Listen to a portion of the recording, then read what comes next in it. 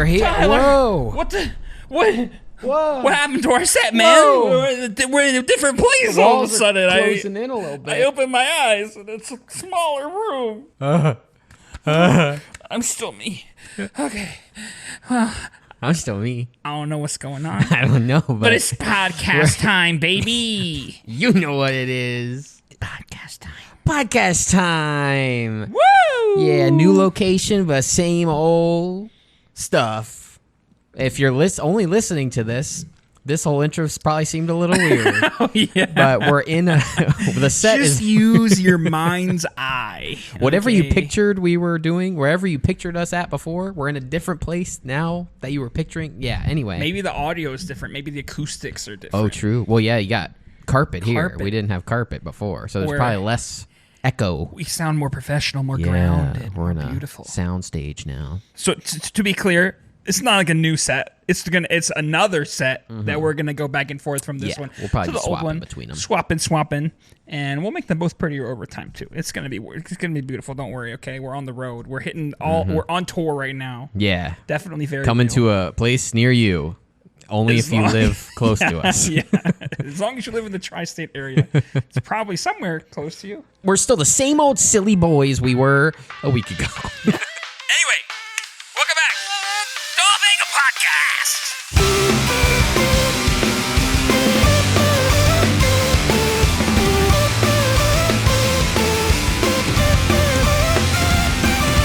Hello, everybody. Hey! Welcome back to the Off Angle Podcast, There the it podcast is. where two best friends take a look at movies and all that life has to offer from a slightly different perspective, baby. We're here. And Yeah. as we said, today, the day we're recording, we've officially hit 50 subscribers on our YouTube, which, I mean, you know, Crazy. only 50, but at least half of those are people we probably don't actually know, which Yeah. is good. You know, we're gaining a little traction. You People know- are actually watching. It's the smallest bit of traction you can possibly imagine, but it is traction. Traction is We're traction. not just slipping in the mud. We're Nah. inching. Yes. We're inching. There's You movement. Just wait, baby. We're like an inchworm coming at you, you know? Yes. Eventually, we're going to get you. Yeah, so hop on now, because otherwise Yep, we're going to be gone, baby. Got to keep up with the momentum. But it's very exciting. It's very exciting. I like building something from the ground up. It's been a while since we've genuinely given it a shot. Honestly. So And we haven't even doing anything wacky. Like, we haven't done any plans. yeah, It's we haven't just done like, any just actual upload, marketing schemes. Which we will. Yeah. But Once we have nice. enough content, so if like our marketing scheme works, there's actually Yes, stuff for them exactly. to come across afterwards. Exactly. Because all of our other YouTube schemes have normally have some kind of something. And usually they work. It's just that we don't follow it up with anything afterwards. So this time we're doing the opposite. Yes. We're going to just keep following up, and then we'll figure out the strategy afterwards. Correct. The content comes first, then we can worry about But hey, marketing said content. if you're here, baby, If you're here, you're a real one. you are a real one. Which I And do you want to just say, wait. I want this podcast to be more engaging for the people watching. I want Yeah. I want us to interact in whatever way we can interact with. So if you're listening or if you're watching, especially if you're the passive content consumer, leave a comment or send an email. Leave us any questions, topics you want us to discuss, movie recommendations, Hell yeah. feedback. What do you like about the podcast? As long as What do it's you not good like? feedback. No, Yeah, I don't want otherwise any bad I'm deleting feedback. I'm perfect. Well, yeah, I'm still working on it. You can but give bad feedback as long as there's nothing to do with me. It's only time. Only with you. That one guy on the left side of the table, he's got work to do. But really, right now, right this Is second. that who we're aiming for? People who are like doing things and have this on in the background? Is that what we're? Yeah, Is that our kinda. target audience? I'm a very passive consumer. I very rarely comment or, provide feedback. So I'm like, someone else already did it probably. True. But in this case, leave us questions. We want to be able to answer your questions. Yeah. We want it to be as entertaining. really- We're still figuring it out, so. I don't really leave comments on anything anymore. Yeah, that's what I'm saying. I don't either. Unless Weird. maybe it's like a friend did something I might, but that's about it. So hey, if you're here, leave a comment. I'm not gonna say this every video because some people are like, hey, leave a comment every Yeah, time. nah. Hey, push the subscribe button, by the way. Yeah. Leave a comment. Just anything. Just the number one. Let us know you're here. Yeah. If you're out there, any lurkers. Want to feel like our audience is tangible, Transition. What kind of transition? Gaussian blur? Star wipe? Star wipe. Okay. 2 of them. It goes to the rainbow, like 10 of them. Whoa. Put it right here. Edit it. Yep. Here we are. Okay. Speaking of subscribe button, there's a thing that I just noticed like a few days ago. And I don't know if it's a manual thing or an automatic thing, but I think this is it's a hidden Easter egg. Okay. I don't have a good example of this other than this random ass video I was watching. So this video, hidden secret YouTube Easter egg. This dude, I don't know if it's every video, when he says push the subscribe button, the subscribe button glows rainbow, a little animation. I don't know if that's every video. I don't know if it's, like I said, I don't know if they're setting that up manually and that's a partner feature, or if it's an automatic thing where YouTube detects when you say subscribe button and makes it glow. Because, I mean, I'm sure they have that data with, like, you know, they have automated captions and stuff. So maybe they're like, oh, he said it. He said the thing. Put it in there. The video, if you did, remember to hit the subscribe button. Oh, yeah. Look at See that. That's fancy. Wacky stuff. That's cool. Little rainbow, little wee, wee, wee, wee. Well, guys, hit the subscribe button. Like, does it only work once per video? Yeah, hit the subscribe button. Subscribe button. Subscribe button. Subscribe button. Subscribe button. Hit that bell, baby. Pew. And so that's cool. I like little Easter eggs like that. Yeah. Speaking, I didn't plan for this, but speaking of Easter eggs, I found another one this week. Not on YouTube, but I realized, and there maybe people know about more of these. I only know about 2. On Spotify, a lot of people know about the thing. On the PC version, you listen to a Star Wars song, the play bar turns into a lightsaber on Spotify. So I knew about that one. A lot of people know about that one. But now, you go to play Taylor Swift, any Taylor Swift song, anyone. She has like a fancy star play button that has a different color for each album. Wow. But it's just weird. Like, why, of the 2 things, I don't know if there's any more. Star Wars and Taylor Swift. I mean, she's a mega star. Yeah.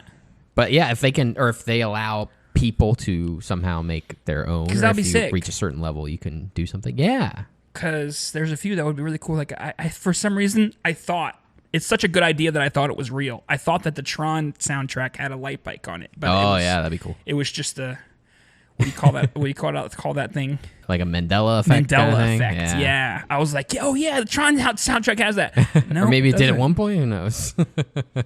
Gone. Or you're crazy. Disappeared. But we need more fun little things like that. Clearly they can do it. So let me do it. Because I know you're not on Twitter, but I know there's or X. Sometimes for certain events, like for like an Apple event or something, if you click like, it'll do like a little animation, like little for Apple, little or for whatever. Just various big events. But I know for some of the Apple events, they'll do that, or it'll be like a rainbow, or it'll be what do you call an explosion? Now that it's X, what do you call when you tweet? It still says tweet, I think. I read somebody's joke was that it's called... Oh, no, it's just post. Excrete. Which I like. And I would excrete multiple times a day if that's the case. Now it's just post. Did it used to say tweet, though? Yeah, it would say tweet when you click the button to actually submit it. Yeah, it's lamer in every way. They go from, like, great branding, like words that are only... I mean, tweet is obviously a word, but synonymous with the platform. But nobody says bird tweet anymore. Yeah. They took it. They stole the word If you say tweet, people are thinking about posting on social media. Very few brands have that where they took a word and like, no, that's ours now. Yeah. And then like, nah, we don't need that anymore. X. Because it's cool, dude. You don't get it. Yeah. It's one of the coolest letters there is, to be fair. X is pretty sweet. Do you know the rapper Trippie Redd? I do know of Trippie Redd. I can't think of a song off the top of my head. Yeah, I don't either. I'm just familiar with him. I know his name. I recognize his name. Is that all you wanted to say? You're just asking? Just asking. Okay, cool. So, but no, he put out an album, I guess, or EP or something along those lines recently. And he put out a song. And do you want to guess what the song is called? Freddy Fazbear backflip. How'd you crack the code, man? No, something specific to me that we've discussed before. To you. To me only. That's Broccoli Dome. No, it's something that consumed a lot of my life. Wizard 101. Wizard 101. It's a song that talks about Wizard 101 in parts of it.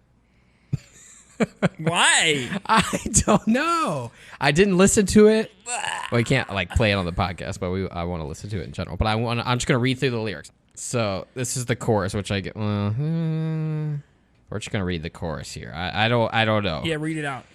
They want war. We get it done. Chop a squad. Get a gun. Okay. I got sticks up in the ride, boy. Damn. Like Wizard 101. Death Wizard on him. Yeah, Ice Wizard in Montclair. I'm in the dungeon in Margiela shoes. I'm not rich enough to know what that is. Margiela shoes. Better get a pair. Okay. You better get in there. Keep me a chop. I shoot anywhere. I'm with a bitch. She a witch. She woo. Putting her hands in the air. All right. I don't give a fuck. Damn. I don't even care. Damn. Rub on her butt. I pull on her hair. I know you a pussy. You not a bear. She on my nuts. Grow you a pair. That is the chorus. But it's got 2 lines regarding Wizard 101. I don't know if that's a very family friendly. Why? What? Keep the stick on me, like Wizard 101. Is that what he said? Something like that. Yeah, I got sticks up in the ride, boy, like Wizard 101. Is Death that Wizard like on wands? I guess I got sticks up in the ride. Is that what the song is called? Wizard 101. It's called Wizard 101 by Trippie Redd. What the fuck? And it's great because, like, the video on YouTube, all the Wizard 101 content creators are out there making comments. Like, we're getting out of Wizard City with this one, bro. Holy shit. I got to hear some covers by all of the Wizard tubers. Yeah. So, yeah, I was in shock. It was like I woke up one morning and went on my social media, and immediately that was the first thing I saw. And I was like, okay. I thought I was still dreaming. It's going to be a good day, baby. Thought it was like I woke up and was half asleep and was making things up in my head. And God. I fully woke up and I was like, oh no, this actually I wish you would have gone all in. Just make the whole song about it. That's what I'm saying. Drop some Croctopia bars, baby. Yeah. Because All right. currently, for those of you that don't know, I am the most popular Wizard 101 rapper, okay? Technically. With original songs. There's some people that they've done rap song parodies and changed them to Wizard 101, but I think I'm the only one that has notable original Wizard 101 related Hell raps, yeah. which is obviously worth bragging about. Yeah, absolutely. Now Trippie came in, damn it, Trippie. ruined it. Shit. Now I'm the second most popular. I like the part where he says, I'm not a bear. Yeah. It's kind of cool. I don't know what that means, but Yeah. he's right. I'm not a bear. He's got a So point. I should work on that, honestly. You could be a I bear could be a bear if you work on it. someday. You grow a little more hair everywhere, you know. Ooh. I like that. Am I a bear yet? Just a podcast where I'm talking and you just. Yeah. I agree, man. I agree. I mean, I think I went more like werewolf on that one. Yeah, than like bear. zombie See, I got to work on it. Well, yeah. You're not a bear yet. You'll get there. You'll get there. Damn, man. He did mention Marciella shoes or something like that, but I don't know what those are. But what would you consider to be definitively the most iconic pair of shoes? There's Skechers only one. Highlights. There's only 2 right answers. You didn't even I finish forgot your about sentence. those. Most iconic. You see these shoes, they're associated with one person. You see these shoes, they're like, I know who that is. Instantly. What? Instantly. It's me and Moon Shoes. Put those feet up. Show them. Show them. Moon Shoes. Just been wearing them the whole podcast. Gravity shoes. I don't fucking think of the shoes and you think of a person. I'm too dumb for this question. Clown shoes. Ronald McDonald, baby. That's a good answer. That's a good answer. Some sandals. Jesus. Easy. You're telling me I'm more iconic than Jesus' shoes? Arguably. I'm sending it through, baby. See if you can tell me who that is. By any chance. You might not even know. Is this a person? Not exactly. Is it Sonic? Close. Knuckles? Close. Tails? No. Shadow the Hedgehog. There you go. That's the most iconic shoes? Dude, yeah. What? They're so... Look, they released a teaser. Oh, they're putting out those shoes for real? Is that what the... No. It's for the third movie. The third Sonic movie, because he's coming. Spoilers. And that was the teaser image. I'm like, damn. The Shadow right there, bro. He's coming with the kicks. Well, That's Sonic the most iconic shoe. Well, Sonic has even more iconic shoes. Yeah, that's what I was thinking. Shadow, he's got the kicks though, dude. Like, I mean, he wear does. those. I would have been excited if you were like, "Oh, yeah, Got like the gold rings around Nike the is ankles. putting out Shadow's shoes for $300." I would have been like, "Hell yeah, sign me up." Well, it's still, hey, it resumes production, reveals new look at Shadow. Sorta. I like He's kind of in Shadow. when Shadow it has his video game, Shadow the Hedgehog, Yeah. and he says like, "Go to hell." I don't give a damn. He's real edgy, dude. He says the cuss words. He's in the that game, edgiest and he hedgehog. has a gun. Yeah. That's crazy. Yeah. How did that one happen? I don't know. I haven't played it. I want to play that one. I played it when I was younger, when I was little. I didn't see anything weird about it. I was like, yeah, it's just a game. But Yeah, now I'm like, Hedgehog with a gun. what the fuck? Like, Sonic is like one of the most kid friendly. Like, Yeah, one of but the ones that Shadow's they've kept edgy, the dude. most like clean and clear. Yeah. Compared to like, Zelda, for example, there's a lot more darker themes and weird stuff in there. Yeah. Mario is pretty kiddie as well, but Sonic is just like boys running around, and then he's like, "Fuck you," and he just shoots you. I was like, okay. There's some creepy imagery sometimes. My favorite's still Sonic Adventure 2. Of course. Sonic Adventure 2 Battle. That's the best one. Running around at the speed of sound. Yeah. And places to go, gotta Follow my rainbow. Oh, come on. You don't even have to sing it. Everybody already knows. Yeah. But that's That the most bass. iconic bass line. Hell world. yeah. I recently saw, it was like, I guess, a concert of some Yeah, sort. I was saw sick. that. They were They playing just that started song the bass, live? and I was like, oh, shit! Everybody knows. It was like an orchestra almost, or like something. Yeah. It was I guess I beautiful. just played different video game music. I'd go to one of those. That's awesome. Sick as fuck. I went to a football game at Ashley's college. Sports ball. Sports ball. Uh-huh. One of those sports. And in the halftime show, they brought out like the band, and they Marching played band? songs. Marching band. Yeah, that's what they do. They march and band. And they played all the songs they played were anime related. Ooh. I was like, sick. Nice. So they started with some, I don't know the names of the songs, but they started with the original Attack on Titan theme. Hell yeah. They were going in. They played the Neon Genesis opening song.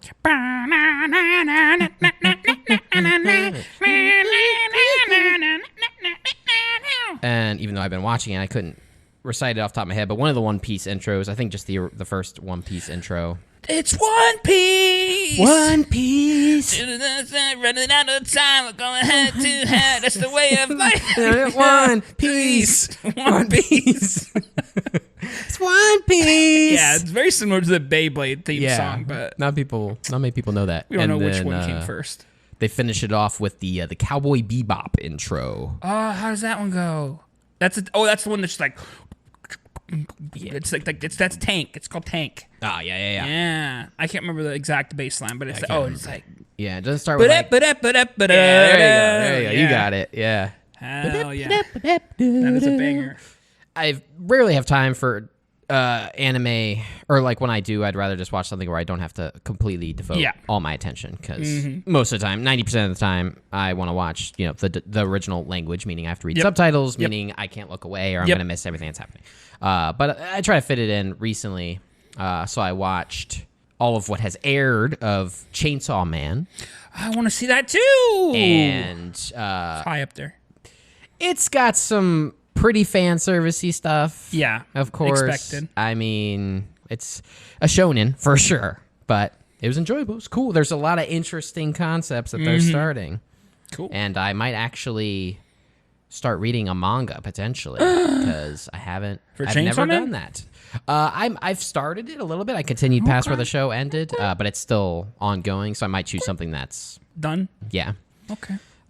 Maybe like if My Hero ends soon, because I think it's almost over. I might read that, or at least read what. Almost over could Yeah. mean anything. Very as true. we know. and there's a lot of shorter things. We know that shonen series don't like to die. Yeah, especially if they're the top ones. Keep squeaking out a little more.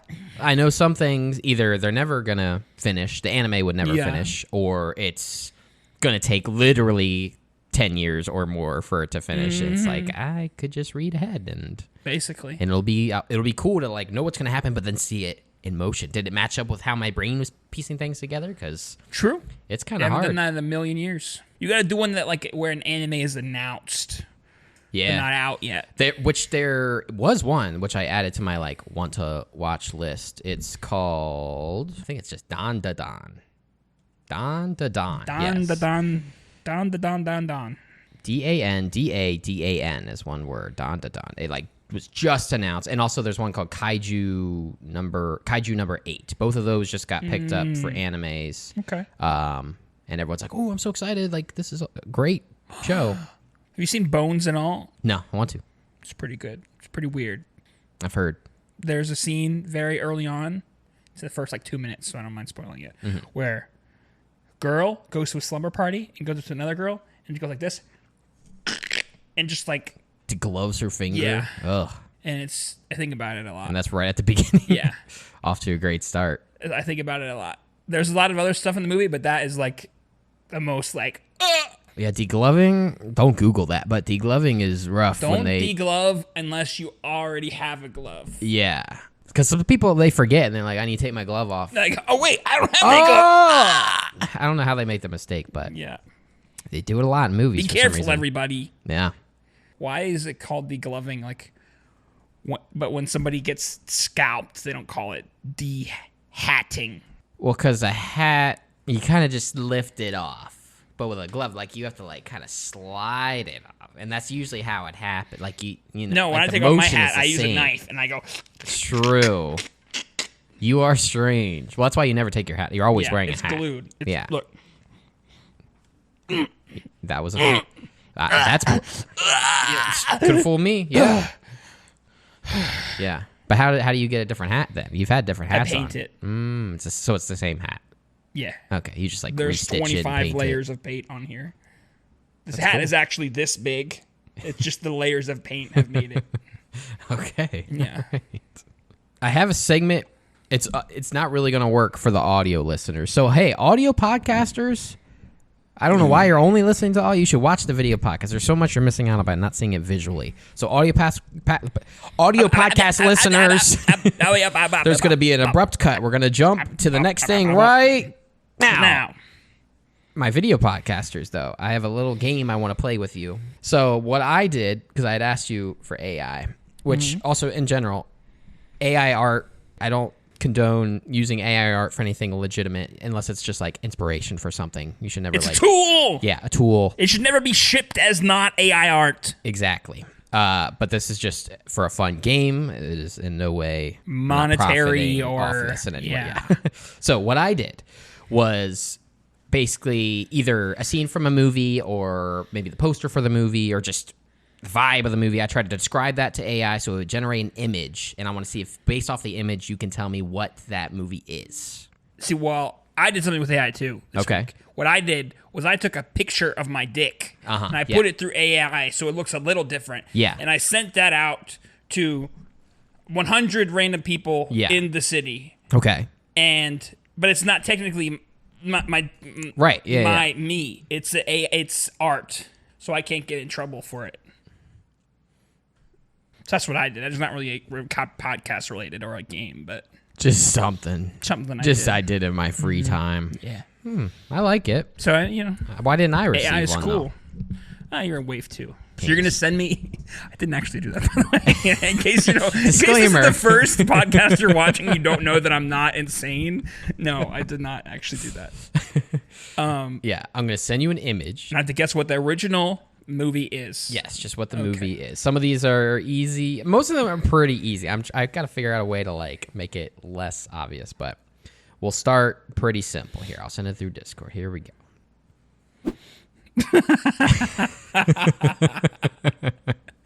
I mean, I obviously know who it is. It's based off of a specific poster for one of the specific I would ones. think it would be Dark Knight. Yes. Okay. I love those realistic fire effects. Very real. Yeah. Which I'll also quickly read you like the prompts, I guess, that I typed in. So this one was a guy dressed as Batman standing in the streets with a skyscraper behind him. Some of the windows of the building are on fire. The fire is in the shape of a bat. Why is it a man dressed as Batman? I could have just said Batman, but I anyway. guess Batman is a man dressed as Batman. All right, I like this one. Another quick one, I think, for you, but a great image. What the fuck is that? I mean, I would guess that is Arrival. Why did they give her such sick boots? I don't know. They're like, wouldn't it be sick if we had Arrival, but all the scientists were just wearing huge sick boots. All right. I don't hee. That was a literal hee. Oh my god. Oh my god. I mean, that's everything everywhere. Yeah. All at once. Of course. I think. It's like Dream World version.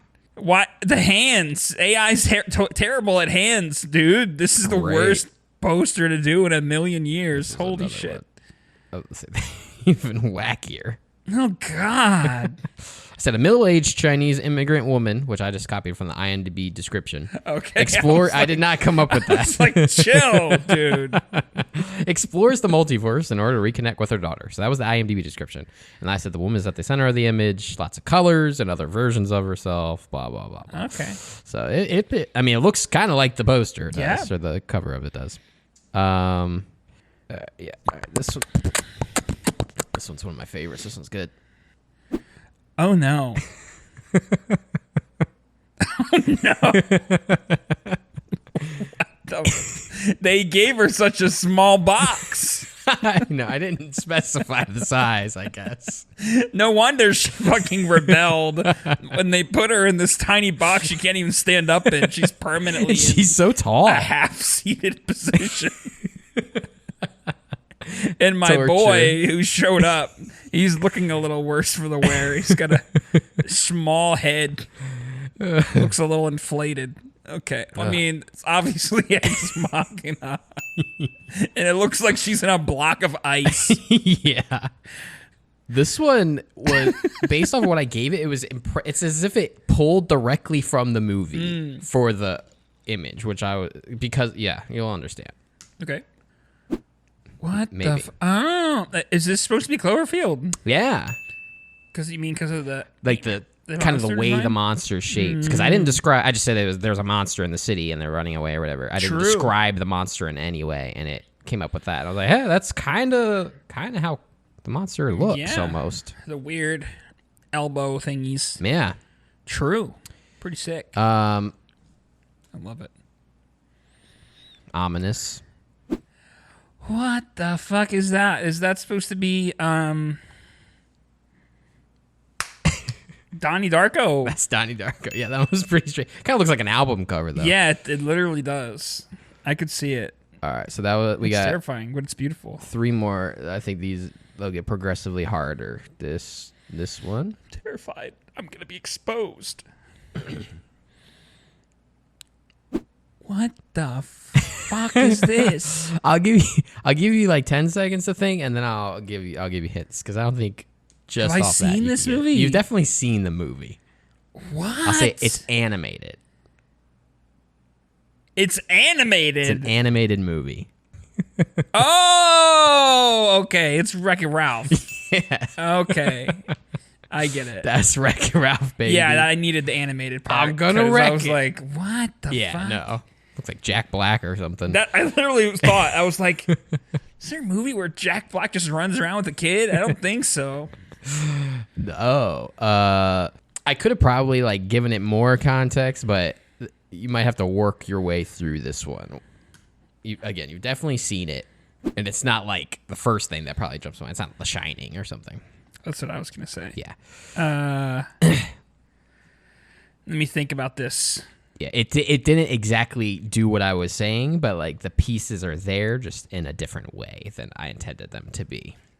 I don't know what the fuck. Grand Budapest Hotel. It looks like a Wes Anderson shot. It does.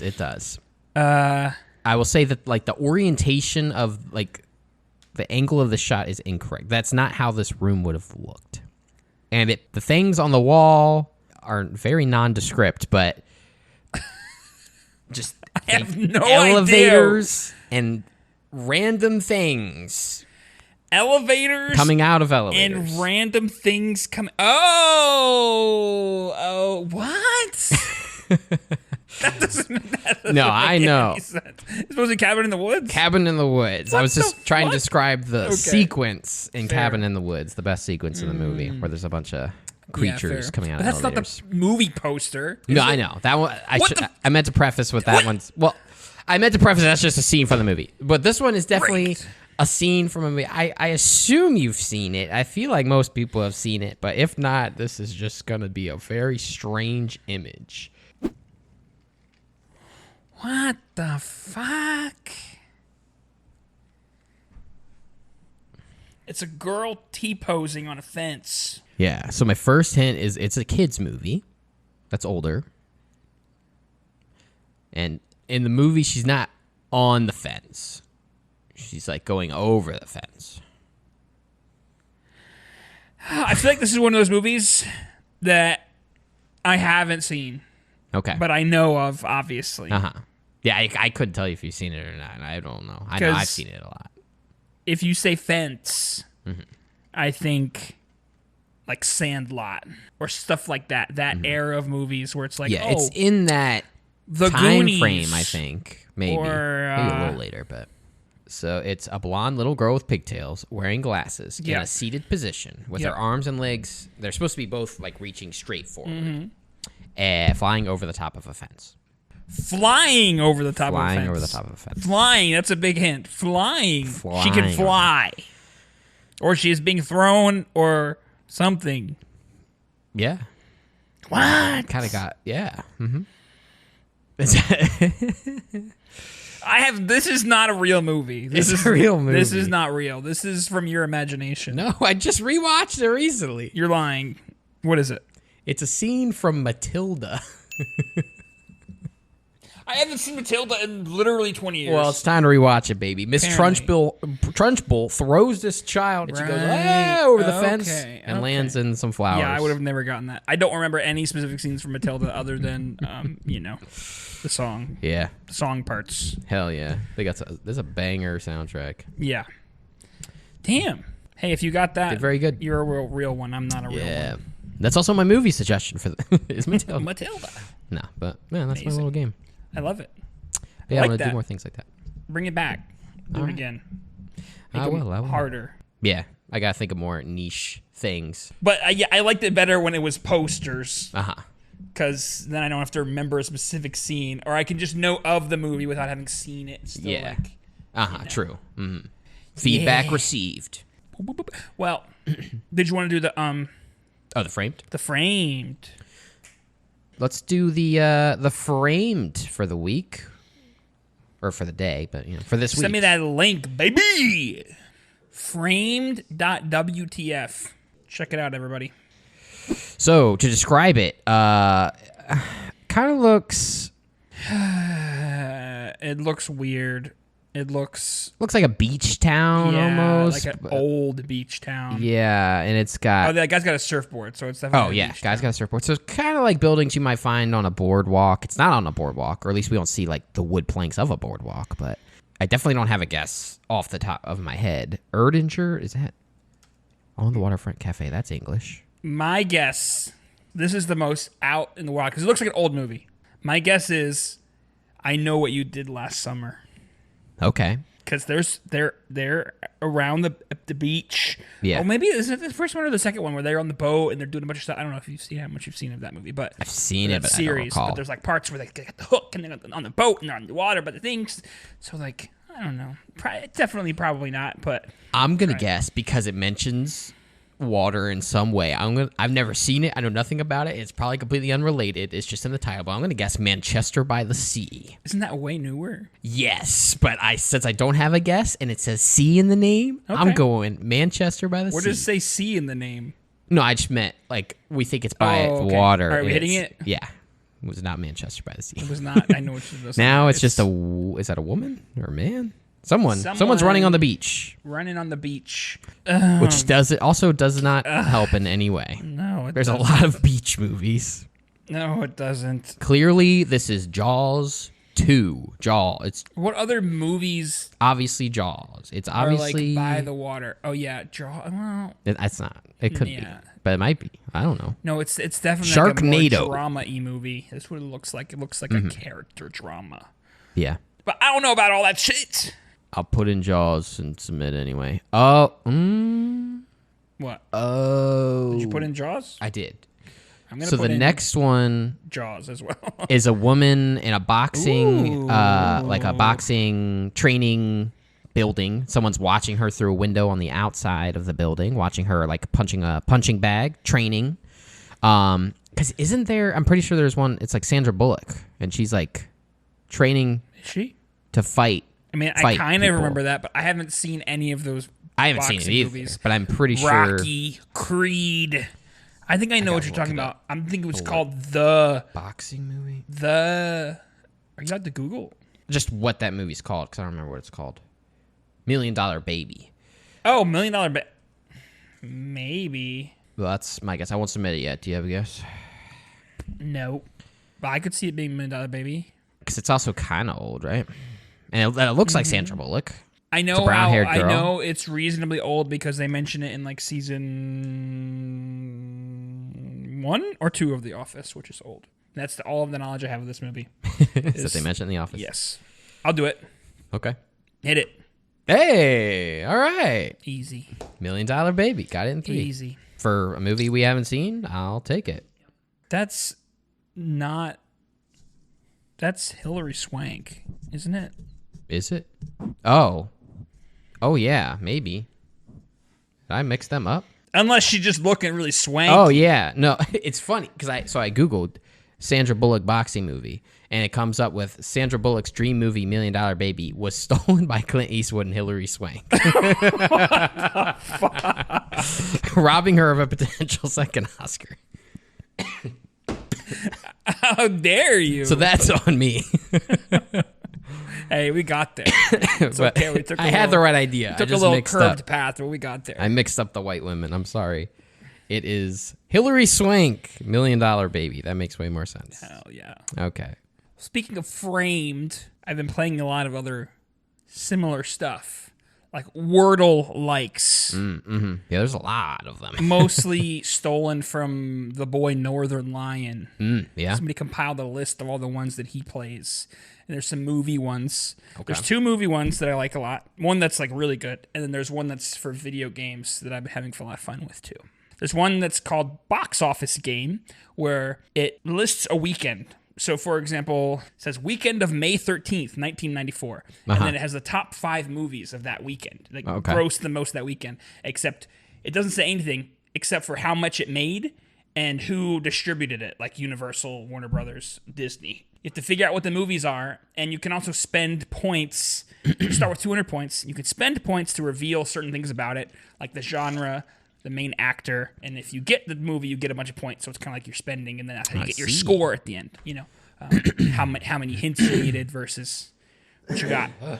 So that one's cool, but it's hard as fuck because I don't know that many movies that came out in 1994 or whatever year. Right. You know, it's hard. But there's another one that's called Cine Nerdle 2. Okay.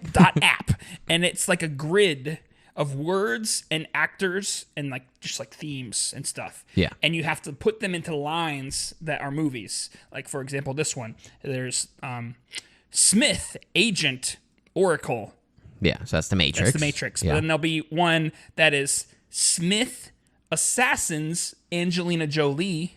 Oh, so was that Mr. and Mrs. Smith? Yes, yeah. exactly. So they're like intersecting. Yeah. There's like a grid, and you have to swap the boxes around to form these connections between movies. So you don't have to guess what movie it is, but you have to figure out what movie it is yourself and then put them in that order. And then the third one is called Gamedle, where basically all they do is you start by picking a random game. Say we put in Minecraft, and then it lists out all these specifications about what game you're trying to get.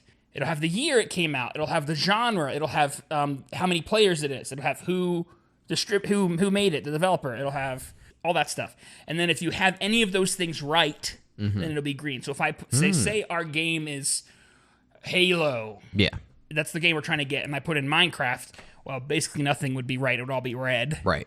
But it's fun, and it's actually like not as hard as it seems like it is. Like I was on like a 7 streak of getting them yesterday, and it was getting them like the last guess every time, like the most like obscure games. It was like Spider-Man 2, like, and I just put it in like what.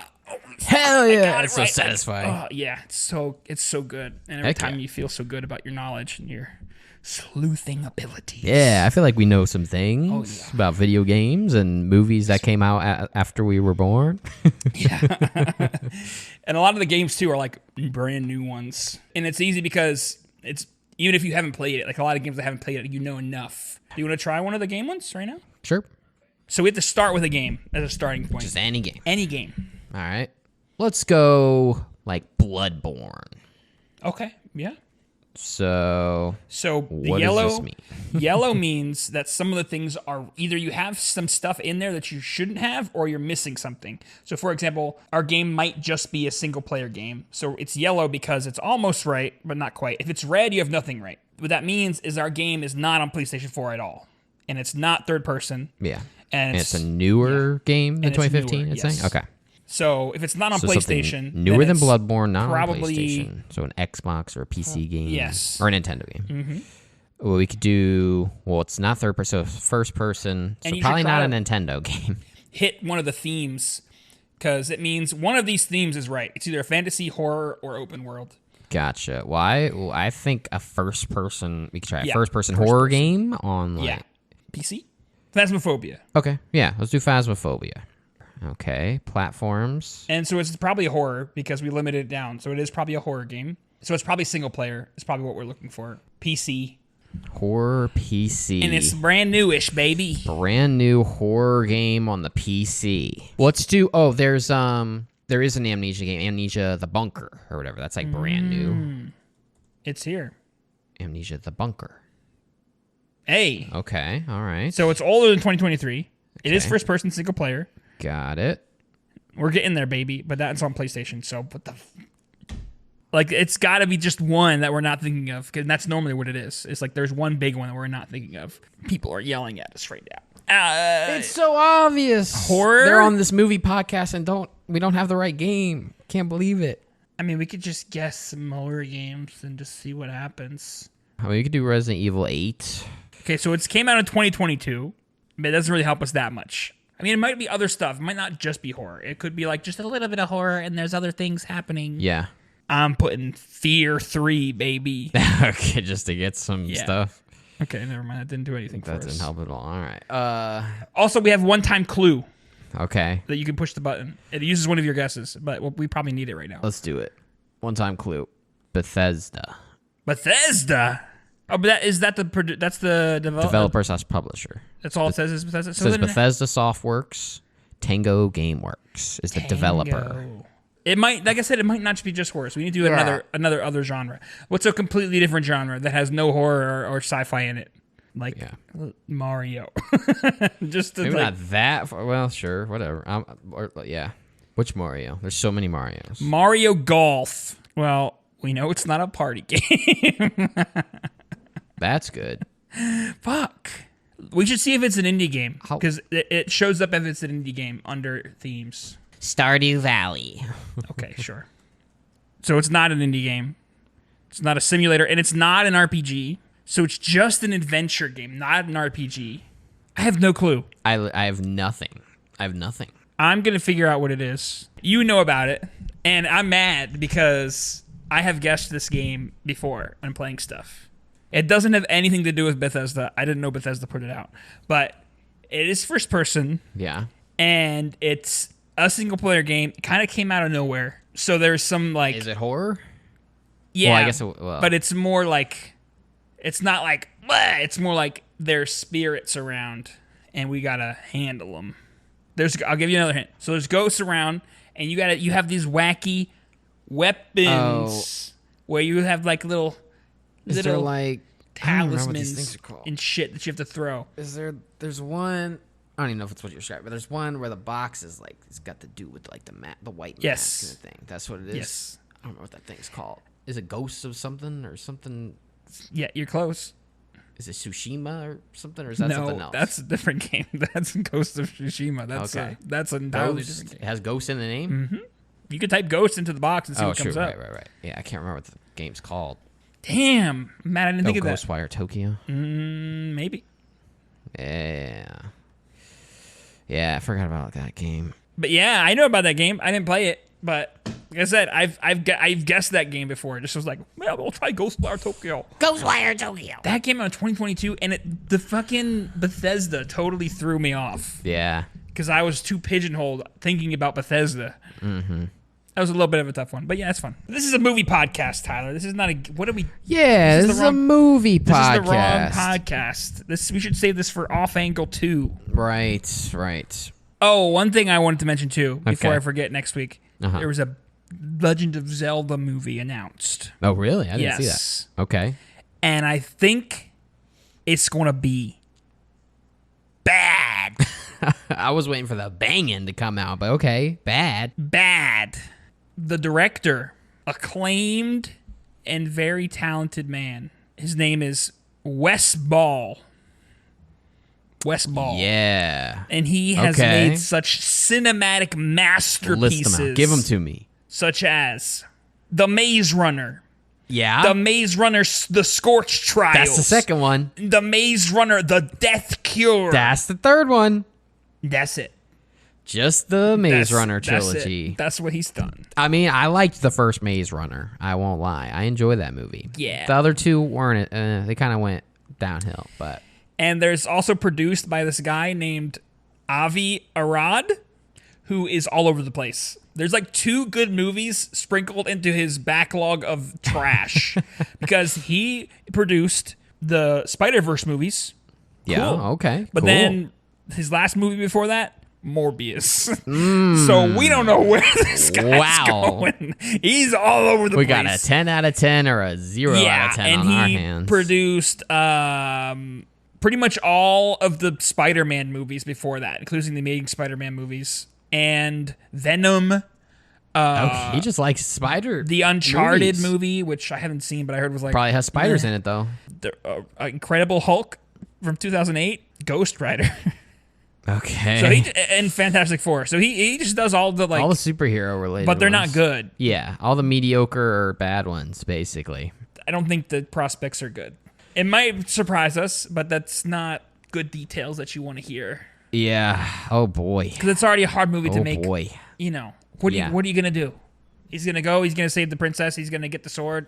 Wow. Wow. I want them to go in the hardest direction and do a Majora's Mask one, because that one seems Creepy. Go like horror. That'd be cool. Would be cool. They won't do it. They won't. But it could be cool. But it'd be cool. Because they're going to lean hard into the kids, It's probably. all right. As long as they got the. They gotta play that. That's iconic. Hell yeah. We'll And see. he better play an ocarina. And it better Even if it's not Ocarina of Time, have he better play it. Jack Black as Bowser going, peaches, peaches, peaches, peaches, Yeah. peaches. Just, yeah. Yeah. Well, because eventually, obviously, they're building towards And the Super Smash Jim Bros. movie. Carrey as Dr. Robotnik. Super Smash universe, it's coming. That would be a good one. But they got to build it up first, you know. True. Got to have all the individual movies. That would be wicked. Yeah, it would be pretty cool. That would be wicked. I don't know what would Super transpire Smash in the movie, but Master it'd be cool. Hand comes out. Oh, hell yeah. Holy shit. And That's then it's what I'm like, saying. Sonic's like, oh, we gotta assemble a team, and uses his rings. Go, Yeah, and he's jump going to between all the the universes. Yeah. Because it's already established that he can just, like, I wouldn't be teleport. surprised if they are not already doing that. The gears. We're They're turning turning. them. We're turning them ourselves. Come Yes. back here in 5 years if there's not a smash movie. Smash hit, We smash movie. are saying it now Give us our royalties. because we Place are your royalty. bets. We are. Royalty We're for the kings. royalties, baby. Absolute kings. But even kings deserve a break once in a while. So let's take one. I'll take a little breaky. We'll be back. We'll be back, boys. All right, baby. It's intermission time. The inside of the mission. Which means it's time for our sponsor of today's episode, which is... Long Fence. A fencing company called Long Fence. They make fences. They tend to be long, too. Yeah. And their theme song goes a little bit something like this.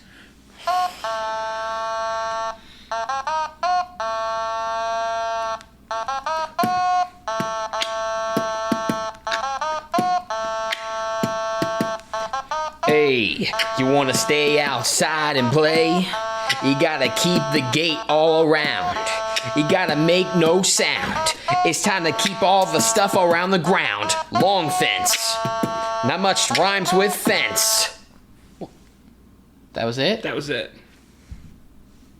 Thank you, Long Fence. We appreciate you. Use code OFFANGLE. It's good because they have a long fence, but to make the fence short look longer, song. Everything else is short. Yeah. Yeah. Makes sense. Sense rhymes. Damn it. Use code OFFANGLE to get nothing off your order at longfence.net. Thanks. Yeah, maybe. I don't know. Thanks, Long Fence. Thank you for not suing us. Thank you. That's all we ask. That's all we ask for these sponsors. Yeah. Let's back to the episode, I guess. Yeah, I think they're talking about some Beau movie. Beau. Crazy stuff, man. Welcome back! Welcome back. You already know what time it is. It's fruity time! Fruity and you time. already know that when you're with the bots, When you're with the... eating some tots, Oh, I see. what do you got? Crocs. The Motts. But we're wearing... Okay. The Motts Motts. is what I was going to say. Motts. Fruit-flavored snacks. The top 3 apple juice brands in the world. I love their apple sauce, too. True. Yeah, we got the Motts assorted fruit snacks for today's fruity time. So, if this is your first time joining us, every week we try, after the break, a new fruit snack brand to see if any of them can match the high of the original Scooby-Doo fruit snacks. Which we should also say is just in our head at this moment, because we have not had them in over a decade, probably. Yeah, we'll compare But we them. assume. We'll find some. If we can't find any, we have to get They them from exist eBay. somewhere. Yeah. We'll get them for some kind of milestone or like our 50th or something crazy. I feel like I've definitely had these at some point in my life because this one has a carrot. And I was like, why is there a vegetable in my fruit snack? This is wrong. This is vegetable snacks. This is the wrong segment. Because I remember that. So all I have is an apple, a carrot, a grape, and a I've got a orange? lot of grapes. I've got 5 grapes. Do you have anything else other than what I listed? Strawberry, the carrot. I don't have a strawberry. What is this? I think some kind of mango or something. Okay. I have only 1 strawberry, though. Let me open up. I got 2 packs. There you go. Let's make sure we have 1 of everything. Each. This was just a bunch of carrots. There's no strawberries in that one either? No, there's strawberry. Okay. Wouldn't that be sick? Wouldn't that be sick if they had fruit snacks where they was percentages? You could get like a rare, dragon fruit. It's like, yo! That'd be sick, 1 dude. in 100 bags contains a special dragon fruit flavor. Who's and to it's say like, there's not? you have to find... Oh, we just haven't found it yet. Yeah. I have a ton of grapes, so I'm going to do a grape first. Oh, yeah. Grapey. Grape's almost always the worst one, Yeah. which sucks because I like grape. It's always very subtle. It's a little medicine-y. Yeah, slightly medicinal. But the consistency is not bad. Apple time. Apple. That's like a classic fruit snack flavor. It's like a fruit roll-up. Yeah. Mm-hmm. Tastes like a fruit by the foot right there. Strawberry? Strawberry. Tastes almost the same as the last one. Yeah. And carrot. Carrot.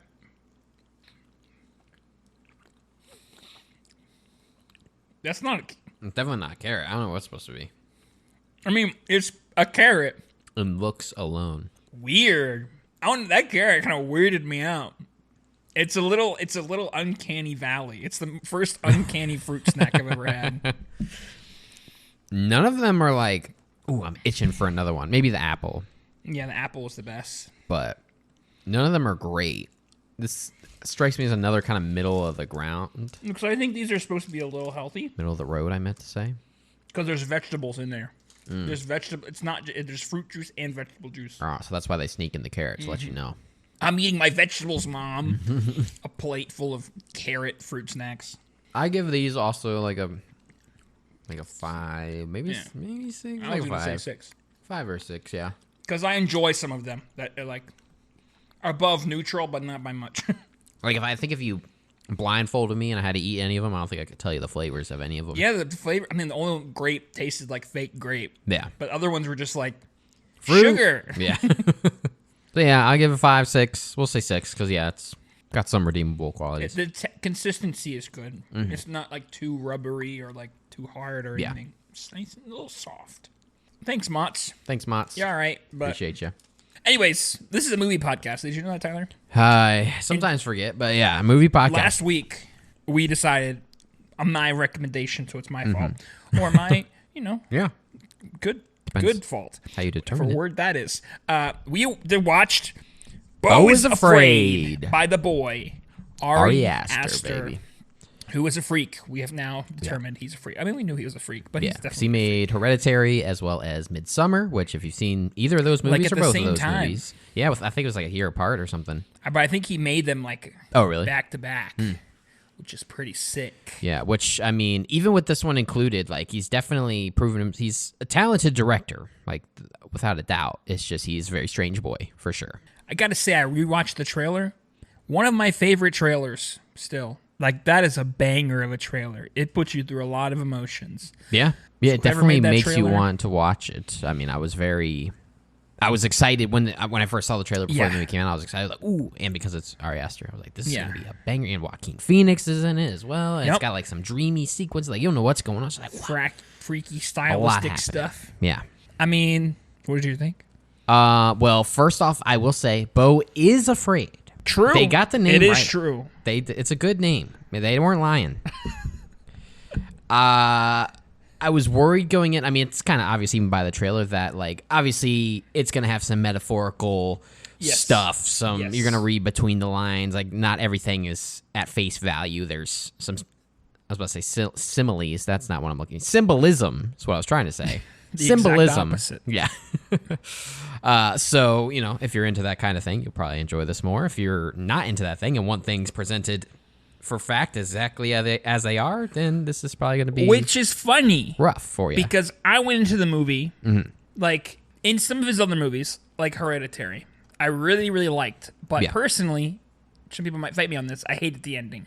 Okay. I thought the movie was setting it up so good to be a metaphor for mental illness or something of the family going insane, and it's this thing that's been passed down, of this mental illness or whatever. So they're like hallucinating this stuff. And it's like, so many things led credence to that. It's like, is it real or is it not real? The whole movie, and he decided to go fully literal. Nope, there is literally just a demon here, and he's just possessing people, and he's coming back. So I was expecting, like, this dude likes to just go literal with things. Things are just what they are, He's going to show what it is. And, yep, it is just what it is. But this movie is the exact opposite. Completely flipped upside down. Everything's metaphor. I mean, it's hard to tell where the line is. Yeah, I feel like in some places... I think basically everything is metaphor. Which, some of my non-spoilery notes are... Tony's in the movie. I'm a girl. He's a girl. Drinks paint. Tony is in the movie. We saw a lot of Joaquin in this movie. Joaquin Phoenix. We see him fully nude in this movie. Do we? Not like straight up. We don't get a frontal, full view of, but he's definitely nude in this movie. But we do get to see some of the goodies. We see some goodies. Yeah. Definitely parts where I was very stressed out throughout. Yeah. There's a lot at any moment, any scene. Like there's stuff going on in the foreground, but then there's also like a ton of stuff going on in the background. Like there's always a lot visually on the screen for your eyeballs to consume. So even just rewinding 10 seconds so you can see what is even going on. Yeah. There's a lot going on. Across the board, all the acting I think was phenomenal. I don't have any issues with that. They made me feel the things that they were trying to make me feel. A lot of emotional performances from crying and screaming and yelling and everything. Even the subtle stuff. And obviously Joaquin Phoenix did great. And finally, my final thing is Beau's dad is a dick.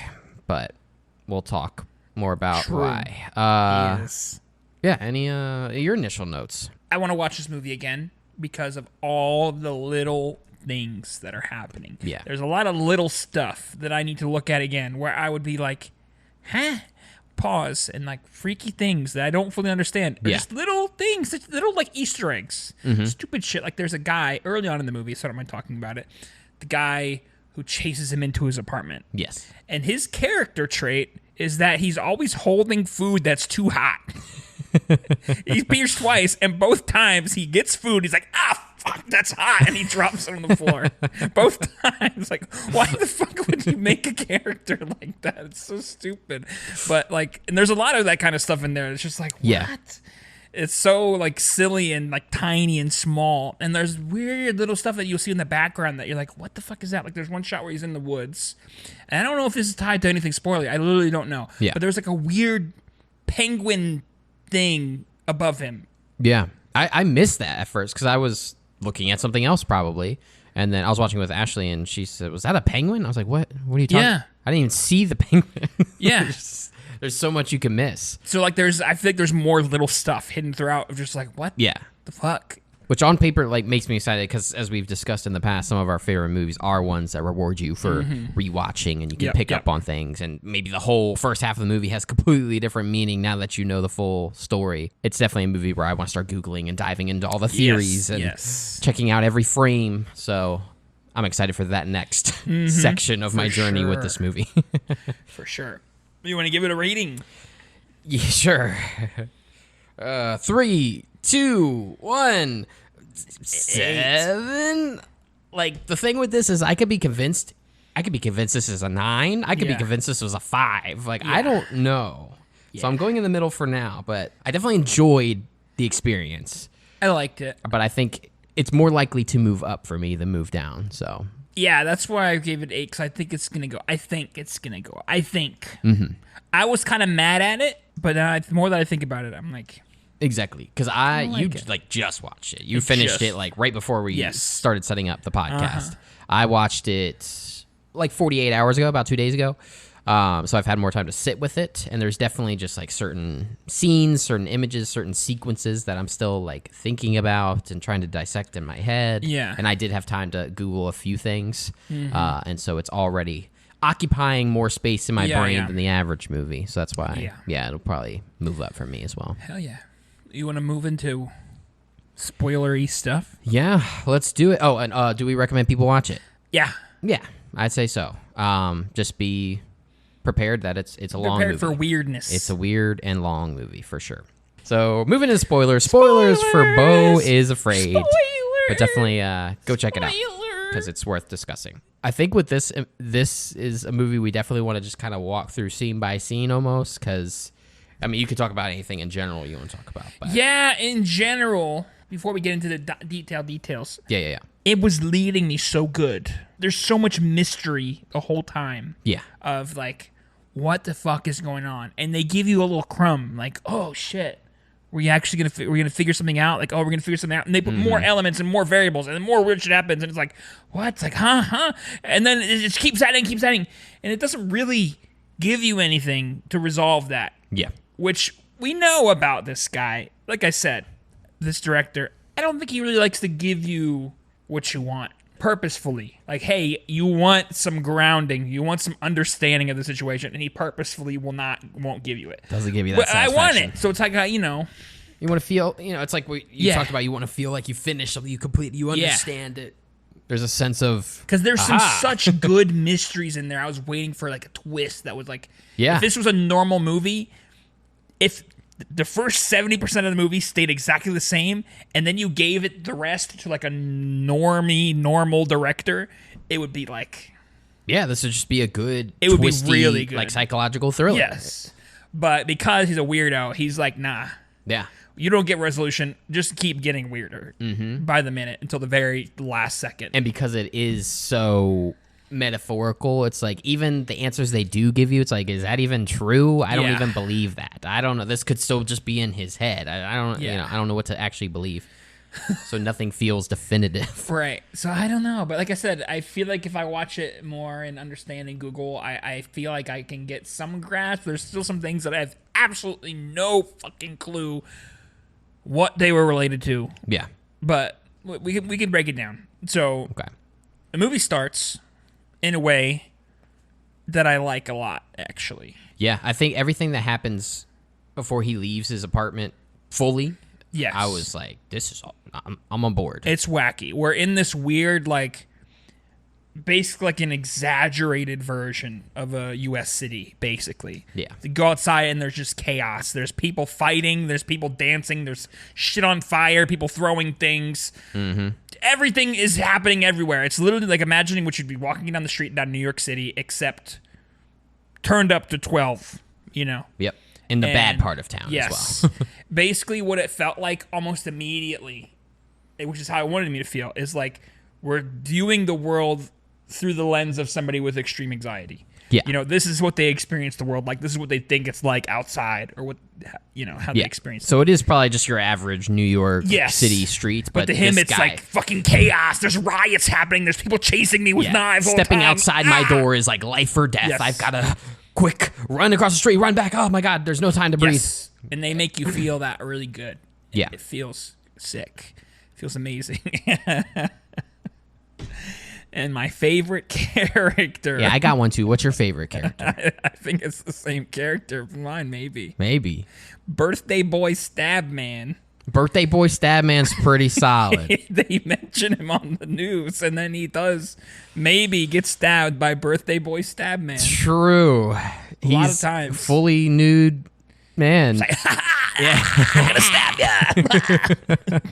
My favorite dude is just the guy that's just dancing. He's just dancing nonstop. He comes in the You apartment. like see him in the background. You see him all over the place. And there's also, I didn't notice him. I'm sure he's around. I didn't notice him up until they're breaking into his apartment. But there's like dude that's like 8 foot tall. Dude's fucking tall as hell. Hell yeah. I'm like damn. It's so good. Yeah, all that stuff's good. And there's a lot of scenes, like the first one is him walking to the convenience store, running to the convenience store. Again, there's just like so many characters, so much going on, so much that needs to be choreographed. Yep. It's just it's like a 10-second scene, but it's like, oh, I want to see what that person was doing. What was that person doing? But yeah, so he's in this bad neighborhood. He's also, it cuts to him like going to therapy and stuff, talking about, you know, his issues with his mom. He's about to go visit his mom and how he feels about going to visit his mom. Which again, I was like already wondering, like, okay, being Ari Aster, is this really happening? Yeah. Or is this, like I said, just the anxiety viewpoint thing, which seems like what it actually is, and I don't think it's literal. But yeah. And I liked when he was, you know, scared when he left his apartment unlocked, and like first one guy goes, and then it like just the whole street is like, oh yeah, all right, let's do it. Entire like 100 people just start swarming in. It's like, oh fuck. Yeah. It's like everything he can possibly be anxious about happens to an extreme level. Every single thing. Well, he's just trying to buy some water because he took his medicine, and you have to take it with water. Yes. And so he's like trying to get his card to swipe, and meanwhile everyone is behind him going into his apartment, and he's just Yeah, which I loved. I loved that stuff because it is metaphorical, but it's so on the nose. Like, yeah, it's very easy to digest what they're trying to say here. Of this dude has anxiety. When a doctor tells you to take it with water, it doesn't mean you're gonna die if you don't take it with water. But he's like, oh fuck, I got it. I'm gonna. And none of the faucets are working. It's like, oh yeah, that is a metaphor that is very easy and on the nose, and also exaggerated in a way that makes sense. It's easy to grasp. Yeah, it's fun. I don't know exactly what it mean. I guess just more anxiety related things, but the notes, all the notes under the door. Yeah, those were funny. Yeah, because it's like someone complaining about loud noise, but he's not making loud noise. He's not making any noise. It was about music. Yeah, like, loud music. Turn down the music. Please turn on the volume or bass of your music. Yeah. And it's like, please, we're trying to sleep. Like, and he's just by himself in his apartment. I asked you to turn it down, and you turned it up. And he's like slides the note on the floor. Yeah, it goes all the way across the room, and just. And then later, when he goes to open the door, there's like 5 more. Yeah. Which I mean, noise complaints are scary, and I am anxious about them. So I guess. Yeah, I guess so. But yeah, so all that happens. He's just being an anxious man living in a city, talking about going to visit his mom. Yeah. He needs to get to a plane. He is late for the plane because of a bunch of bullshit that happens. Yeah, a bunch of stuff adds up. I want to talk about the bathtub scene. Okay. Because I like that scene in a weird way. Fair. After everyone breaks into his apartment, and then he's by himself. He comes afterwards after everyone's cleared out. Yeah. And then he deserves a bath. He's stressed out. Yeah. Okay. He deserves a Yes, nice, he relaxing bath.